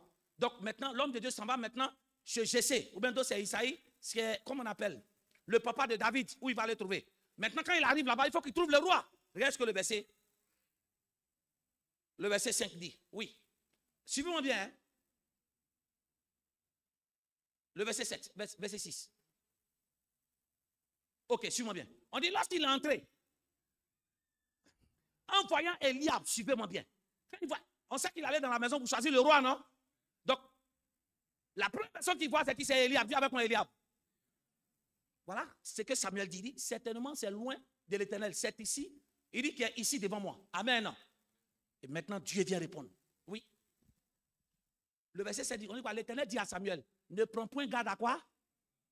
Il dit, et à la hauteur de sa taille. Il dit, car je l'ai rejeté. Il dit quoi? L'Éternel ne considère pas quoi? Ce que quoi l'homme considère. L'homme regarde où? À ce qui frappe les yeux, mais l'Éternel regarde où? Suivez-moi bien. Il dit, ne prends pas garde à son apparence, car lui, je l'ai rejeté. Amen. Ne regarde pas à son apparence, car l'Éternel ne regarde pas à ce qu'on voit, mais regarde à quoi? Au cœur. On va descendre un peu, vous allez comprendre la lecture. Oui. Descends. Maintenant, Isaïe appela le deuxième, qui est Abinadab. Regardez. On dit, et le fit passer devant Samuel. Et Samuel dit, l'Éternel n'a pas quoi? N'a pas non plus choisi celui-ci. Troisième.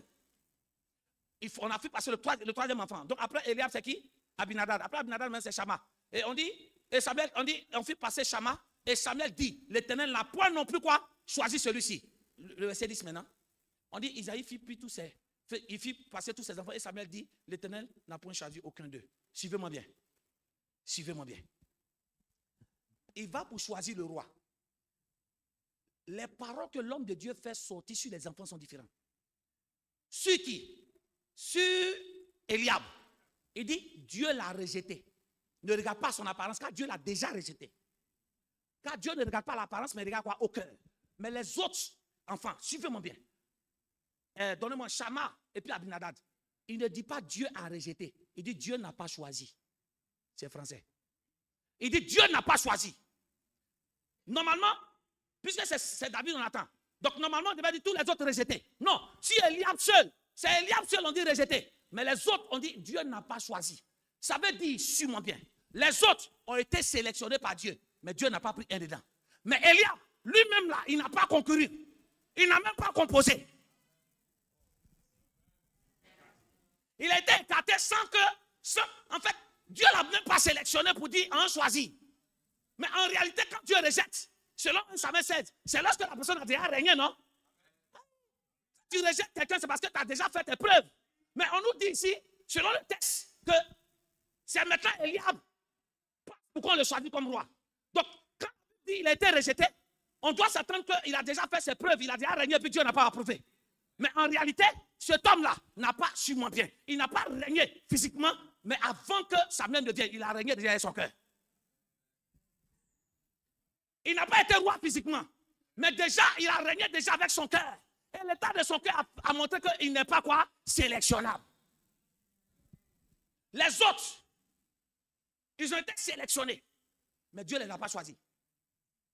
Et puis c'est le seul, suivez-moi bien, c'est le seul. Les autres, on n'a pas dit quoi? Je regarde les cœurs. Ça veut dire que c'est le seul. Qu'est-ce qui a fait qu'il n'a pas, il a été rejeté? C'est l'état de son cœur. Dieu ne regarde pas l'apparence, mais il regarde au cœur. Ça, c'est sur Eliab. Suis-moi bien. L'état de ton cœur va te qualifier ou te disqualifier. Je reprends. Ce que tu emmagasines dans ton cœur, si c'est bon, ça te qualifie pour la prochaine étape. Mais si c'est mauvais, tu vas redoubler dans ta vie et dans ta destinée. Et tu vas accuser les autres et tu ne bougeras point. Tu changeras église sur église, pensant que c'est en changeant d'église que j'ai rencontré quoi? Un Jésus-Christ nouveau. Non, ils ne m'ont pas entendu. C'est pas quand tu changes d'église que tu rencontres quoi? Un Jésus qui est nouveau. Non, Jésus n'est ni nouveau ni ancien. Il est Jésus. Le même qui a agi où? Dans le passé, il agit de la même manière aujourd'hui. Que des chrétiens qui donnent toujours leur vie à Jésus. Ta vie là, tu donnes combien de fois? Non, il n'y a pas un nouveau Jésus. Quand tu lis la parole, il dit quoi? Si quelqu'un vient d'annoncer qu'il y a eu quoi? Un autre Jésus, il est anathème. Mais pourquoi tu changes beaucoup d'églises? Parce que tu penses que tu vas rencontrer un autre Jésus. Non, c'est le même là.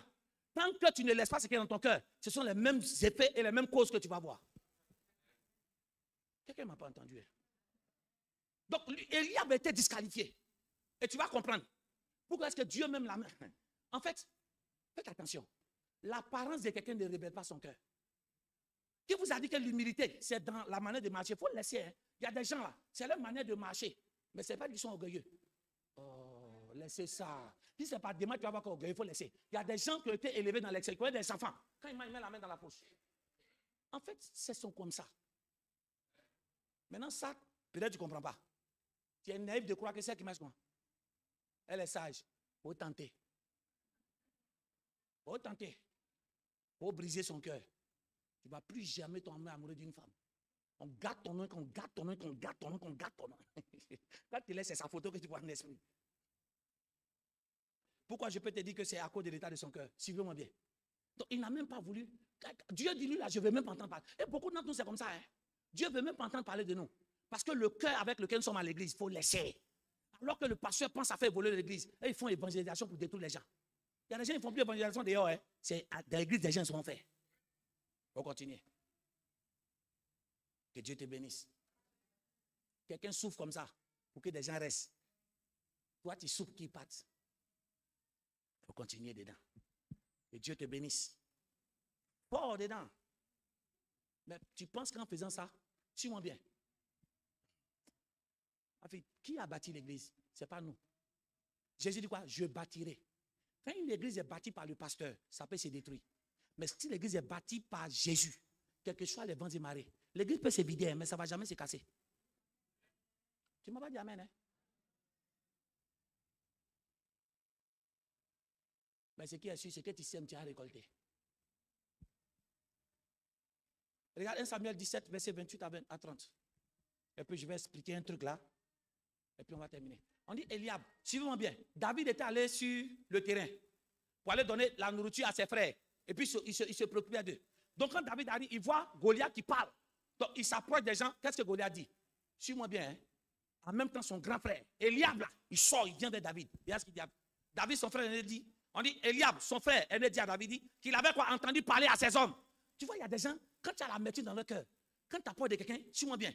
Ils s'imaginent que tu es en train de gâter leur nom chez quelqu'un d'autre. Oh, c'est l'amertume qui fait que quand on s'approche de quelqu'un d'autre, ça te fait mal. En même temps, tu viens. Il dit quoi? Il dit quoi? Non, c'est pas il dit quoi. Tu as fait quoi? Tu penses quoi? Tout le monde n'a pas la même éducation pour raconter ta vie aux gens. Si toi, c'est ta vie de parler des gens, moi, ce n'est pas mon éducation. Hein? Donc, quand je m'approche de quelqu'un, c'est de parler des choses qui vont nous faire monter. Mais quand l'amertume est blessée, que ton cœur est déchiré, tu as l'impression que quand Dieu soit... Il dit quoi? Il dit quoi? Il dit quoi? Non, j'ai dit que Jésus est Seigneur. Tu vas dormir, mais le message à nous, tout ça, ça nous parle. Il dit, Eliab, son frère aîné, qu'il avait entendu parler à ses hommes, fut enflammé. Seigneur, il y a des gens qui s'énervent pour rien. Ceux qui ont le cœur brisé là, s'énervent pour rien. Bonjour, bonjour, bonsoir, bonsoir. Colère, suivez-moi le test. Contre David, il lui dit, pourquoi es-tu descendu? As-tu tu as laissé le peu de brebis dans le désert? C'est ton problème ça? Il dit, regarde ce qu'il dit à David, je connais quoi? Ton orgueil et ta malice de ton cœur. C'est pour voir la bataille qui est descendue. Ah oui. Pourtant, c'est notre père qui m'a dit de venir prendre de vos nouvelles. Mais vous voyez, à cause de l'amertume qu'il a comme David, il ne voit pas que David vient prendre de ses nouvelles. Mais il pense que David vient pour faire quoi? Le mal. En réalité, c'est parce que son cœur est dans la malice qu'il pense que tout est malicieux. Généralement, tous ceux qui sont super et hyper jaloux, c'est parce qu'eux-mêmes. Amen.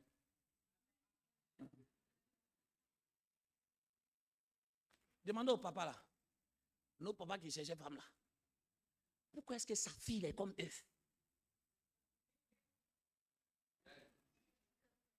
Nos papas qui ont cherché femme là. Pourquoi est-ce que sa fille là, elle ne peut même pas mettre pied dehors? En réalité, ils pensent qu'ils vont faire à sa fille ce qu'il a fait à l'autre.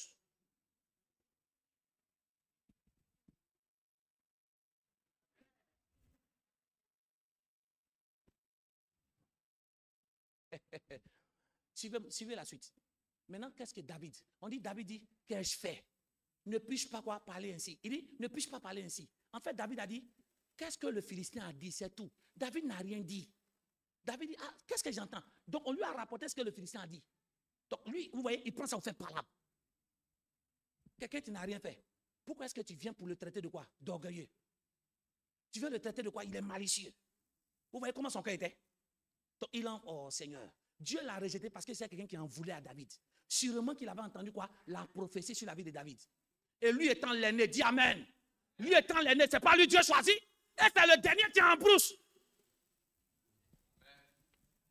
Ah, après tous les efforts qu'il fait dans la maison de Dieu, pourquoi depuis la prophétie ne se réalise pas? La femme qui vient d'arriver, c'est elle que Dieu est béni. Quelle est ta réaction vis-à-vis des gens qui sont dans le bonheur? Voilà, c'est là où on arrive maintenant. Allez, amen, on dit à Pierre. Il avait mal. Et beaucoup de personnes. C'est parce que David était choisi par Dieu. Et que ce n'est pas lui qu'on a choisi. Il sait que David a reçu l'onction. Donc si David vient, David va gâter le coin, lui, on va l'oublier. Frères et sœurs, quelle est ta réaction? Parce qu'il a gardé quoi? Le fait que Dieu a choisi David dans son cœur. Ça fait que partout où il voit David, qu'est-ce qu'il fait? Il le traite de tout. Il y a des gens, en passant, il y a des gens que vous voyez ici là. Ils passent tout le temps à mal parler des pasteurs et de leurs pasteurs. Pas parce que le pasteur a fait quelque chose. Ils ne supportent pas des choses, c'est tout. Il y a des gens qui ne supportent pas qu'on leur dise la vérité. Il y a des gens qui ne supportent pas que c'est nous que Dieu a choisi. Tu dis plus amen. Il y a des gens qui passent leur temps à gâter ton nom. On te traite de prostituer tout. En réalité, ce n'est pas parce que tu es prostitué. C'est parce que toutes les bonnes nouvelles ne viennent qu'à toi. Attends, tu vas comprendre. Pourquoi, quand tu es parmi tes amis, il y a toujours une qui est toujours en train de t'envier. Il y a des studios comme ça. C'est un exemple mal choisi, mais vous allez comprendre. C'est parce que partout où vous allez passer là, tous ceux qui viennent vers vous, c'est vers elle seulement. Mais elle est comme même. Oh, on ne se comprend pas. Ou bien tu n'es pas. Vous êtes un homme tous les jours, homme comme garçon. Si quelqu'un veut donner quelque chose, c'est toujours toi. On laisse les autres et toi on appelle. Toi, on dit, attends, toi tu nous as battu. Non.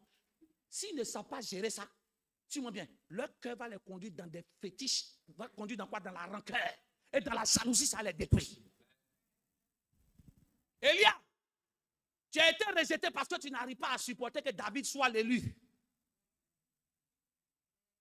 Quand tu as duré dans l'église où tu ne te maries pas, ceux qui viennent d'arriver se marier, est-ce que tu participes à l'organisation?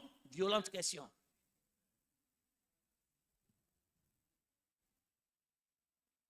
Frères et sœurs, Dieu n'a pas, suivez-moi bien, Dieu n'a même pas permis que Eliab soit quoi? S'asseye physiquement sur le trône. Parce qu'avec un tel cœur, il allait tuer tout le monde. Donc Dieu l'a quoi? Suis-moi bien. Dieu l'a éloigné d'une bonne nouvelle. Suis-moi bien. Il est possible que Dieu, à cause de l'état de notre cœur, t'a pas encore fait rencontrer l'homme de ta vie, où il est là, mais Dieu t'a pas encore révélé. Parce que l'amertume dans ton cœur, si tu le rencontres à cause de l'amertume, tu vas le blesser, la personne va partir. Eliab n'a jamais été roi. Mais pourquoi Dieu il a rejeté? Donc Dieu a éloigné quoi? Le trône à cause de l'état de son cœur. Donc il y a des bonnes personnes qu'on va prier, on ne va jamais rencontrer. Pas parce qu'on a mal prié, maman. C'est l'état de notre cœur. Quand Dieu regarde de quelle façon ton cœur est blessé, si la personne dit de façon, tu vas maltraiter la personne. Dieu garde. En fait, Dieu n'aime pas le gaspillage de bénédictions. Les amens sont partis. Hein? Il est fort probable que le travail pour lequel tu pries, à cause de l'état de ton cœur, qui est rempli de quoi? De vol. Dis amen. Il est fort probable que c'est Dieu qui fait que personne ne te prend dans l'entreprise. Parce que si tu rentres, tu vas voler la caisse des gens. Aïe. Mais pourquoi on ne veut pas répondre? Donc tous les blocages dans notre vie, ce n'est pas sorcier. Est-ce que ton cœur a été quoi? Qualifié pour mériter la chose? Maintenant, suis-moi. Regardez, suivez-moi. Alors que l'autre, toute sa vie, Seigneur, il n'a fait que garder la rancœur et l'amertume comme David. Et ça fait que, normalement, c'était lui qui est grand. C'est lui qui est grand de taille, non? En forme, non? C'est lui qui était qualifié pour tuer Goliath. Mais à cause de son amertume, il a été disqualifié. Dieu va prendre quelqu'un, un jeune homme de 18 ans. Mais parce que dans son cœur, il n'y a pas de place d'amertume. Même quand tu le frustres, il ne garde pas ça dans son cœur. Même quand il lance des pics, il ne garde pas ça dans son cœur. Il garde son cœur dans la présence de Dieu. C'est ce dernier que Dieu va utiliser pour quoi? Pour terrasser Goliath. Regarde le comportement. Regarde le comportement de David. Après que, si c'est toi, après qu'on t'a insulté comme ça, jaloux, orgueilleux, il y a longtemps tu as répliqué. Regarde. Bon, on dirait que les gens des médias là, on dirait qu'il y a beaucoup d'amertume chez nous aujourd'hui. Hein. On dirait que vous n'êtes pas là. Je ne comprends pas. D'habitude, vous faites mieux que ça. Hein. Que Dieu nous couvre. J'enlève ça sur vous là-bas. J'ai dit j'enlève. Ce n'est pas dit que j'ai mis. On dit, c'est le verset 30, non? Non, lui, l'autre verset, pardon. Non, 29, pour qu'on comprenne. Et puis je vais expliquer. David répondit, qu'ai-je donc fait? Ne puis-je pas parler ainsi? Donc c'est pour répondre non. Est-ce que tu as entendu qu'il a parlé? Regarde maintenant, regarde. On dit, il quoi? Se détourna de lui pour s'adresser à un autre. En d'autres termes, les mêmes questions. En d'autres termes, si toi, à cause de ton amertume, tu ne veux pas me donner l'information, je ne vais pas rester là. Dieu va susciter quelqu'un d'autre qui viendra. Ah, quand ton cœur est dans la pureté, quand il n'y a pas l'amertume, quand d'autres personnes, à cause de l'amertume, ferment la porte, à cause de la pureté de ton cœur, Dieu va attirer de bonnes personnes qui vont t'ouvrir la porte. Qu'est-ce qu'il a fait? Est-ce qu'il a dit, frère, j'ai fait quoi? Hein? Pourquoi tu es comme ça? Non, il s'est détourné. Il n'a pas le temps de ça. Il n'a pas le temps. Quand il n'y a pas l'amertume dans ton cœur, excuse-moi, il y a des gens qui se voient louper. Bonjour, et puis ça s'arrête là. Pourquoi tout ce que tu fais là? Tu as remarqué, tu es là comme ça. C'est fini, non? Go. C'est fini, non? Non, mon frère, tu ne peux jamais changer l'appréciation ou bien les informations qui sont bloquées dans la tête de quelqu'un te concernant. Au contraire, quand tu te justifies, ça veut dire que c'est vrai. C'est bon, non? Tu as raison. Tu as pris coupe. Faut partir. Mais si ce trophée peut te donner à t'épanouir, va. C'est le seul que tu voulais, faut partir. Donc, on n'a pas compris ce que j'ai dit. On dit, c'est quoi? Il s'est détourné. Alors qu'il était en face de quelqu'un qui était encore, de le rabaisser, non? De le diminuer, non? C'est pas loin de Dieu. Mais David voit dire quoi? Je suis loin de Dieu, tu as mis le feu. Frères et sœurs, ne gaspille pas le feu sur les gens, gaspille le feu sur les sorciers. Il y a des gens qui n'en vaut pas la peine. Il y a des gens qui ne valent même pas la peine. Il faut savoir quel est ton combat dans la vie. Ton combat, c'est Goliath. Suis-moi bien. Pendant que son frère l'insulte, il n'a rien fait. Mais quand c'est Goliath qui a insulté, il allait le tuer. Frère et sœur, oh! Ton combat n'est pas contre ton frère et la sœur en Christ. Non. Ton combat répond aux injures des sorciers. Répond aux injures des mystiques. Non pas par injure, mais par le feu. Alors qu'il t'insulte la journée, tu dis laisse. Quand tu rentres dans la maison, oh Dieu, je déclare. Arrête de gaspiller ta salive. Est-ce que ce n'est pas le pasteur qui est ton ennemi? Il ne faut pas arrêter de déchaîner sur nous sur les réseaux sociaux. Ce n'est pas nous. Arrête de déchaîner sur nous quand tu viens à l'église. Ce n'est pas nous. Les vrais ennemis, c'est ceux qui t'empêchent de dormir. Beaucoup de paroles que tu as sur nous pour nous critiquer, mets ça dans la prière. Les sorciers vont disparaître. Les amènes. On dit que. Mais pourquoi la salle est bizarre? On dit qu'il s'est détourné. Maman, il s'est détourné. Et puis il allait demander quoi? J'aime ça. Les mêmes questions à quelqu'un d'autre. Ça veut dire quoi? Il y a toujours une nouvelle personne qui va t'apporter ce dont tu as besoin. Aujourd'hui, tu as le droit de dire ce que tu veux du moi. C'est parce que Dieu t'a pas encore montré ma valeur. Mais il arrive un temps où je vais me détenir de ce qui est là. Dieu m'a envoyé quelqu'un qui saura ma valeur. Peut-être que toi, tu viens prier si tu ne vois rien, tu ne sens rien. On te comprend. Mais il y a d'autres personnes qui viendront, qui n'auront même pas cette attitude. Que Dieu va passer par moi pour les bénir. Donc, ça ne sert à rien pour moi. Je ne gagne rien de fixer quoi? Ma vie sur vous. Alors que vous me considérez. Il y a quoi? Quelqu'un te considère, fixe ma vie sur quoi? Non! Tant que peut-être que. Il y a d'autres, si moi bien, pendant que toi tu manifestes ton mécontentement, il y a d'autres personnes qui sont là. Ça fait du bien. Ça fait du bien. Je reprends. Ce que toi tu trouves que c'est bizarre, il y a d'autres là. De toutes les façons, rire ne reste jamais sans être mangé. Ça dépend de la faim de chacun. Et il y a toujours dans une maison, il y a toujours des gens qui disent je n'aime pas le riz, je n'aime pas. Mais même riz là, quand ils ferment les yeux, quoi.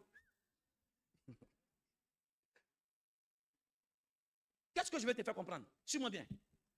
Suis-moi bien. Ta capacité à vaincre Goliath dépend de ta capacité, suis-moi bien, à ne pas répondre à Eliab. Je reprends. Très souvent, Dieu attend notre manière de réagir. Vis-à-vis de qui? Des gens qui nous blessent. C'est en fonction de ça qu'il nous confie quelque chose. Si David avait répondu, il n'allait pas avoir la force d'aller tuer Goliath. Ceux qui t'insultent, c'est leur travail, laisse-les. Mais quelle est toi ta réaction? Tu choisis de ne pas considérer. Dis Amen. David a choisi de ne pas considérer. Le fait qu'il n'a pas considéré quoi? Il n'a pas considéré les injures. Dieu l'a quoi? Jugé apte pour aller tuer Goliath. Sinon, il n'avait ni la taille de ça. Dis Amen. Il n'avait pas la taille de ça. Il n'a pas la formation militaire de ça. Mais l'état de son cœur a triomphé de Goliath. En fait, David avait déjà triomphé de Goliath. Pas quand il a pu l'apprendre. Mais déjà quand il a commencé à courir pour aller là-bas. Parce qu'il courait avec un cœur pur. Oh, Dieu ne pouvait que quoi? Agir à partir d'un cœur pur pour terrasser les sorciers, les Goliaths. Les Amen ont disparu. Hein? Il y a des gens, les Goliaths se sont multipliés par 10. Il y a longtemps que les Goliaths tombent, ils ne tombent pas. C'est-à-dire que ton Goliath a mis au monde 17 familles. Frères et sœurs, je vais te donner un exemple. Vous allez un peu... Suivez-moi bien. Si on ne veille pas sur l'état de notre cœur, qu'il y a l'amertume dans nos cœurs, est-ce que vous savez que, suivez-moi bien, c'est le problème d'exaucement de nous tous ici. Oui. C'est ce qui est dans ton cœur qui attire l'exaucement de Dieu. Je vais donner un exemple. Bon. Ceux qui n'ont pas d'amertume, qui sont consacrés, qui peuvent accepter, j'ai besoin de 2 personnes, qui peuvent accepter que je prenne des exemples sur eux devant la caméra. Bien, vous devenez. Suivez-moi bien. Hein? Tous les jours, on se plaint que Dieu ne nous écoute pas là. Dieu va nous écouter aujourd'hui.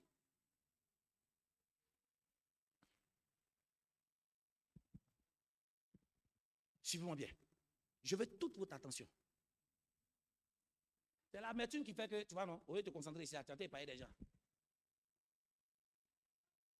Place ça comme ça. Place ça derrière lui. Ok. 2 Corinthiens chapitre 4, verset 16. Il dit quoi? Il dit quoi? Alors que notre homme quoi? Il dit c'est pourquoi nous ne perdons pas courage. Il dit alors même que notre quoi, homme extérieur se détruit. Il dit quoi? Notre homme quoi? C'est quoi? Ça veut dire quoi? L'homme a combien de niveaux? 2 niveaux. Amen. Il y a l'homme quoi? Extérieur. Et puis il y a l'homme quoi? Intérieur. Donc ce qui forme une personne, c'est celui-là. Dis amen. L'homme extérieur, c'est ce que nous on voit. Amen. Maintenant, l'homme intérieur, c'est ce que Dieu voit.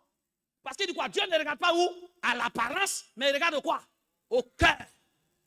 Or, le cœur, c'est l'homme quoi? Intérieur. Suivez-moi bien. En réalité, celui que Dieu exauce, c'est la même personne. Hein? Celui que Dieu exauce, ce n'est pas celui qui est dehors ici qui parle. C'est ce que le cœur parle que Dieu regarde. Voilà quoi la Bible dit quoi? Sans même que nous ne parlons, Dieu nous exauce. Comment c'est fait que tu ne parles pas? Dieu exauce. Parce que pendant que ta bouche ne parle pas, ton cœur parle. Oh, les amens sont partis. Ton cœur parle. Suis-moi bien.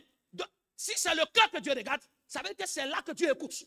Donc tu peux être naïf de venir à l'église. Voir la soeur en train de prier. Dis ça. Sa vie ne change pas. En réalité, c'est sa bouche qui parle. C'est ce qu'on entend. Mais qu'est-ce que son cœur dit? Qu'est-ce que son cœur dit? On se comprend? Qu'est-ce que son cœur dit? Son cœur dit quoi? Suis-moi bien. Donc, pour que nous soyons exaucés, il faut que quoi? Notre intérieur et notre extérieur disent la même chose. Or, très souvent, notre bouche parle, mais notre cœur, là, qu'est-ce qui est dedans? Par exemple, c'est la même personne, hein? Son extérieur dit quoi? Oh Seigneur, pendant qu'on casse, suis-moi bien, on casse, on brise. Oh, je casse, je brise. Seigneur, donne-moi la prospérité. Le même homme, là, son intérieur, tu sais, ton intérieur dit, midi n'a qu'à arriver, il aller chercher femme tiers. Est-ce que nous, on a vu? Nous, on n'a pas vu, non? Et c'est son intérieur. Donc, Dieu n'a pas écouté, brise là. C'est ce que tu n'as pas dit. C'est ce que tu as dit à l'intérieur de toi-même qu'on n'a pas entendu là. Ah, mais tiens, donc à faire tiens, il est midi, on les boit, koutou tiens.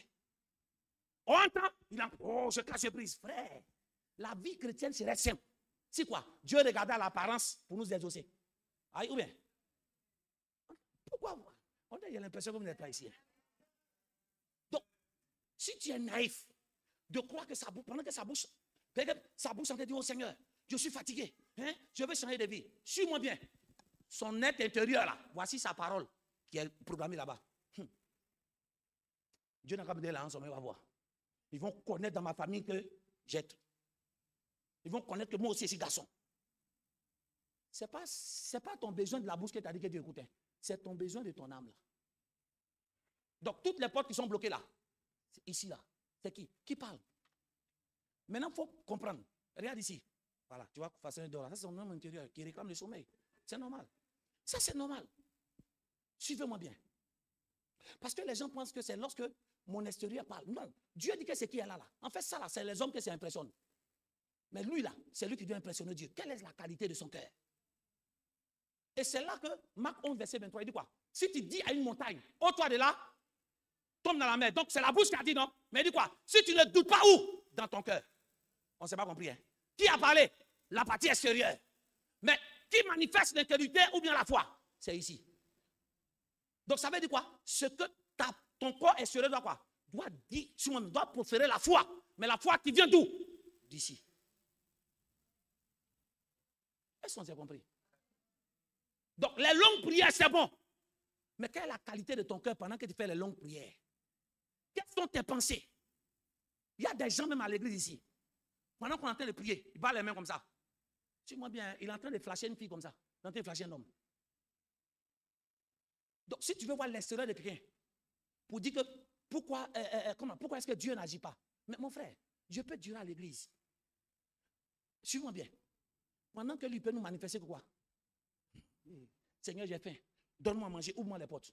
Vous savez ce que son homme intérieur dit à Dieu là-bas? Que le Seigneur, suis-moi bien. Le gars qui est là, s'il y a l'argent, c'est qu'il va le montrer. En fait, il nous manifeste ici qu'il a un besoin.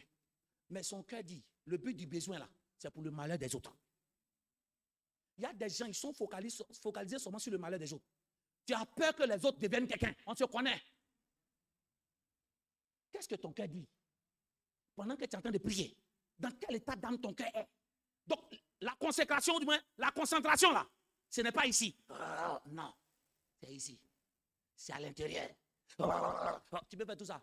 Mais ton âme, ton esprit est quelque part. Les amens sont partis. Les amens sont partis. Donc, suis-moi bien, pour que tu sois exaucé, pourquoi? La voix de ton apparence soit égale à quoi? À la voix de ton cœur et de ton intérieur. Quand c'est comme ça, tu es vite exaucé. Mais regarde, ceux qui aiment dormir au culte là, en réalité, leur âme est endormie. C'est ça là qu'on doit vous apprendre. Qu'est-ce que je vais dire par là? Je vous ai dit en début d'année, d'autres ont mal pris. Suis-moi bien. La meilleure façon de comprendre la lumière, ou du moins de comprendre l'obscurité, il faut comprendre la lumière d'abord. Ils ne m'ont pas compris. Oh, nous, on veut étudier l'obscurité, les sorciers. Non. Si vous avez compris comment la lumière marche, tu vas comprendre l'obscurité. Ça veut dire que si on fait quoi? On fait tout pour apprendre de Dieu, qui est la lumière, mais Satan saura tout de lui. Maintenant, suivez-moi bien. Lors d'une prédication, chacun de nous entend autrement. Suivez-moi bien. Il s'est avéré que pendant une prédication, nous tous, on n'a pas les mêmes besoins de prière. Je reprends. Pendant que toi et moi nous sommes à l'église, nous n'avons pas les mêmes besoins de prière. Il peut s'avérer que pendant que lui, il a besoin d'argent, il peut s'avérer que moi, ce n'est pas l'argent qu'il a besoin, mais il a besoin de repentance. Mais je ne suis pas ça. Oh, ils ne m'ont pas compris. Il peut s'avérer où, dans les conditions de ma vie, pour lui, ce blocage-là, ce n'est pas esprit. Ou du moins, c'est un esprit. Il casse. Mais il peut s'avérer que le blocage de ma vie, ce n'est pas un esprit qui est à la base. C'est la repentance qu'il me faut. Parce qu'il y a des gens, c'est dès que tu changes de vie, que ton style aussi change. Attends, je donne un exemple. Le paralytique, lui, qui était couché là, pendant 18 ans, son problème là, c'était le péché. N'oubliez pas. Quand Jésus l'a guéri, au niveau de le paralytique de 38 ans, quand Jésus l'a guéri, il l'a rattrapé, il a dit quoi? Va et ne pêche plus. Ça veut dire que qu'est-ce qui a envoyé son problème? C'est le péché. Donc lui là, s'il fait ses prières, c'est quoi? Oh, je cherche la paralysie. Non. Il doit faire quoi? Vivre dans la repentance et dans la sanctification, dans la pureté. Maintenant, si, oh mon Dieu, Seigneur, si son homme intérieur, au lieu de vivre la repentance, mais son homme intérieur raisonne. Oh, c'est quoi ça là? Depuis on vient à l'église, il n'y a rien. Il va connecter ça à son homme extérieur. Et son homme extérieur, au lieu de vivre la repentance, il sera en train de se fortifier dans le mal. Je crois que ça va aller. Non, ça ne va pas aller. Hein. Tant que ton homme intérieur là, et toi, vous ne faites pas un, c'est 0. Donc pendant qu'un message passe, c'est quel est l'état de ton âme dans le message? Par exemple, ce message qui passe, pour ceux, par exemple, qui vivent dans le péché, suis-moi bien. Quand ton homme intérieur capte le message, voilà ce qui se produit en toi. Ton homme intérieur parle à ton homme extérieur. Et lui, là, dans ce message-là, il ne va pas dire Amen quand c'est sorcier. Non, tu ne vas pas l'entendre dire Amen. Seigneur, je me répands. Je me répands. Tu vois la personne calme. Oh, c'est un message de repentance. Hein. Lui, son âme a capté ça. C'est que son homme intérieur a capté, il a donné. Mais si son homme intérieur résonne, c'est qu'il résonne à tout. Quand le message vient, c'est repentance, il ne va pas accepter ça. Il ne va pas accepter ça. C'est ça ce qu'il va se dire. Qui a dit on ne boit pas? Qui a dit qu'on parlait s'asseoir dans le bois de nuit? Non. Ton homme intérieur, la voix de l'extérieur et de l'intérieur, ça doit être un. Quelqu'un dit Amen. C'est la même personne. Oh non. Si tu rentres à l'église ici, là, c'est celui-là qui parle qu'on écoute. Ah, la chair, le frère, il est quoi consacré? Non, sa consécration, ce n'est pas ce que tu vois. Quel est l'état de sa consécration? Son cœur, là, est consacré. Son cœur a apporté quoi? Beaucoup de rancune. Et c'est ici que la rancune et l'amertume nous tuent. Si ici, l'amertume est dans ton cœur, suis-moi bien, tu ne pourras pas. Maintenant, c'est pourquoi c'est que je vais terminer, suis-moi bien. Attendez, vous pensez que Satan là-même, c'est qui? Satan, c'est un esprit. Est-ce que vous savez que Satan connaît Dieu plus que nous? Ah, ok, d'accord. Satan connaît Dieu plus que nous tous ici. C'était qui? C'était un chérubin pour lui. Et Satan même a existé avant que l'homme ne soit formé. Donc, il connaît Dieu avant nous. Quand Satan veut t'attaquer là, ce n'est pas ton ici qui cherche. Satan voit, il est esprit, donc il sait ce qu'il y a ici. Donc, pendant que toi, tu parles ici, oh, tu parles les mêmes pour. Qu'est-ce que Satan fait? Il laisse celui-là, parce que lui-là, ce n'est pas lui qui attaque. Celui qui te fait, ce n'est pas lui-là, c'est lui-là. Donc, Satan vient ici, et puis il bloque là. Mais pour te bloquer, c'est l'état de ton cœur. Donc, ça veut dire quoi? Même si Dieu a pitié de toi, qui veut te bénir, Satan connaît les règles. Satan sait que les ossements, ce n'est pas ici, ça vient ici. Il dit, Seigneur, non. Hein? Non, il vit trop mal, toi aussi. Il vit trop mal. Dieu aussi est juste. Voilà qu'on dit, libérez vos cœurs pour ne pas croire que Satan prenne l'avantage. Donc toi et moi, on peut durer à l'église. Si on n'a pas compris ça là, c'est zéro. Prenez ce premier micro, qu'est-ce que ton âme retient? Qu'est-ce que ton esprit retient? Pardon, le Père Père transforme, venir t'asseoir ici pour rien. Si vous n'avez pas compris ça, vous allez venir toujours à l'église et vous allez repartir zéro. Parce que votre âme n'est pas encore éduquée. La Bible n'a pas dit prends quoi? La Bible n'a pas dit Amen. La Bible n'a pas dit prends soin de ton apparence, c'est écrit où? Mais le seul truc que Dieu dit de prendre soin, c'est quoi? C'est le cœur. Lisez votre Bible. Que ton cœur soit gardé pur. C'est le cœur qui est important, ce n'est pas l'apparence. Ça veut dire, ce n'est pas mes couples là qui intéressent d'abord Dieu, ou qui effraient le diable. Je ne suis pas contre que c'est beau ou belle. Mais d'abord, la beauté extérieure vient de la beauté intérieure. Parce que la preuve, on peut être tous habillés, bien habillés, mais il n'y a pas de joie. Parce que l'état de notre âme a été blessé. Quelqu'un dit, Seigneur, je vais grandir. Donc, qu'est-ce qui va permettre à ton esprit maintenant? C'est la parole. C'est la présence de Dieu. C'est l'esprit de Dieu. Donc, ne soyez pas étonné que vous allez voir des gens qui ont duré dans l'église. Vous allez les trouver, ils sont même chose. En réalité, la personne est impressionnante par sa vie physique qu'on voit. Mais son intérieur n'a rien de converti. Rien de converti. Je dis bien, rien. Et pour savoir ça, la personne se justifie pour tout et tout. Tout et tout. Et quand tu justifies, Dieu même, tu veux te justifier de ça. Que Dieu fasse grandir notre cœur. Fasse grandir notre esprit.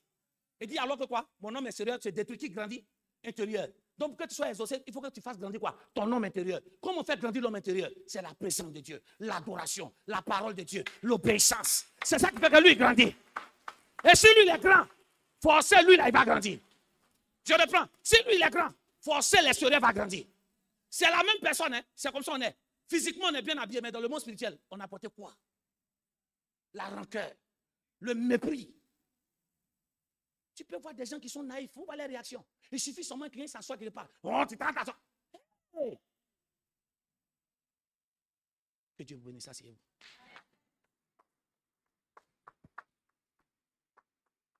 Donc, mon fils, ça là, tu peux être chrétien, même pasteur, puis tu dures dans ça.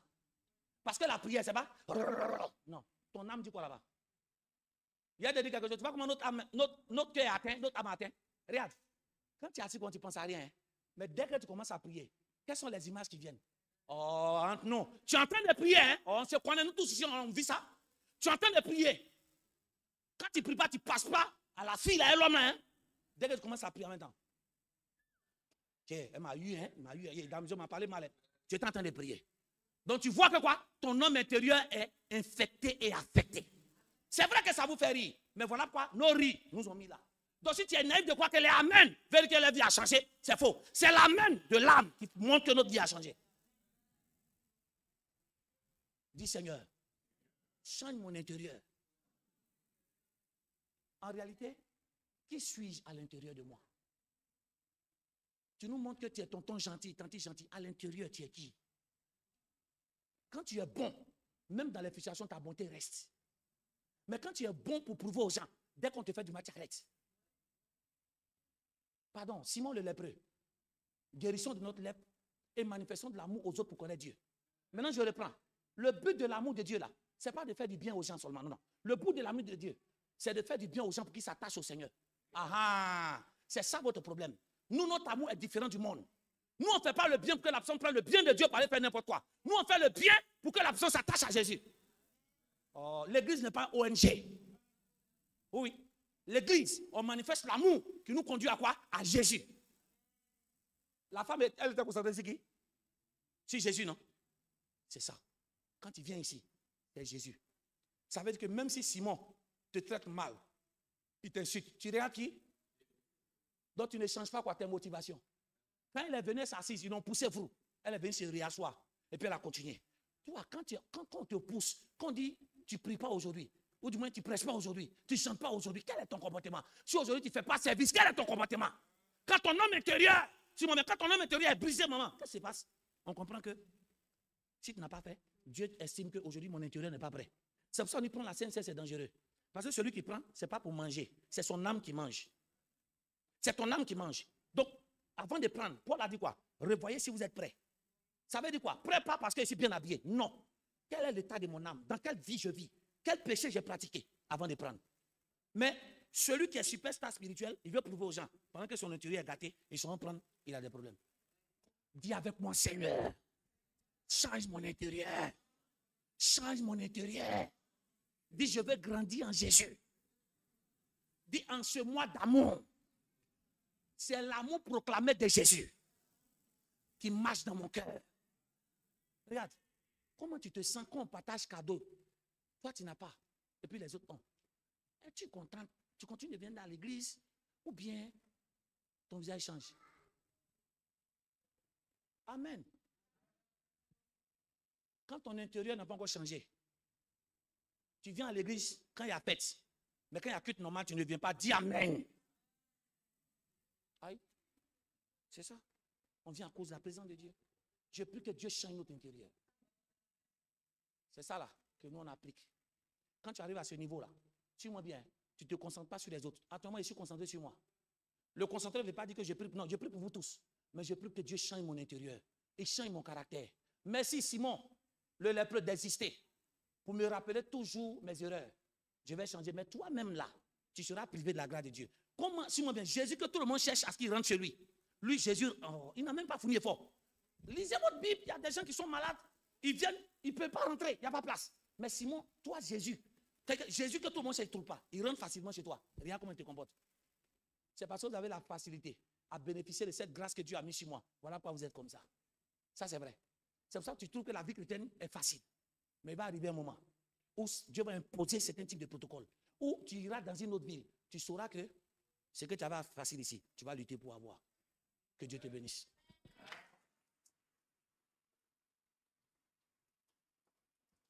J'ai dit que Dieu te bénisse.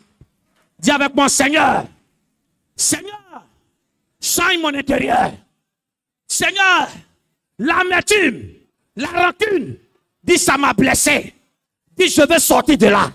Je veux grandir. Je veux grandir. Je veux grandir. Je veux grandir. Je veux grandir. Je veux grandir. Je veux grandir. Je veux grandir. Amen. Amen.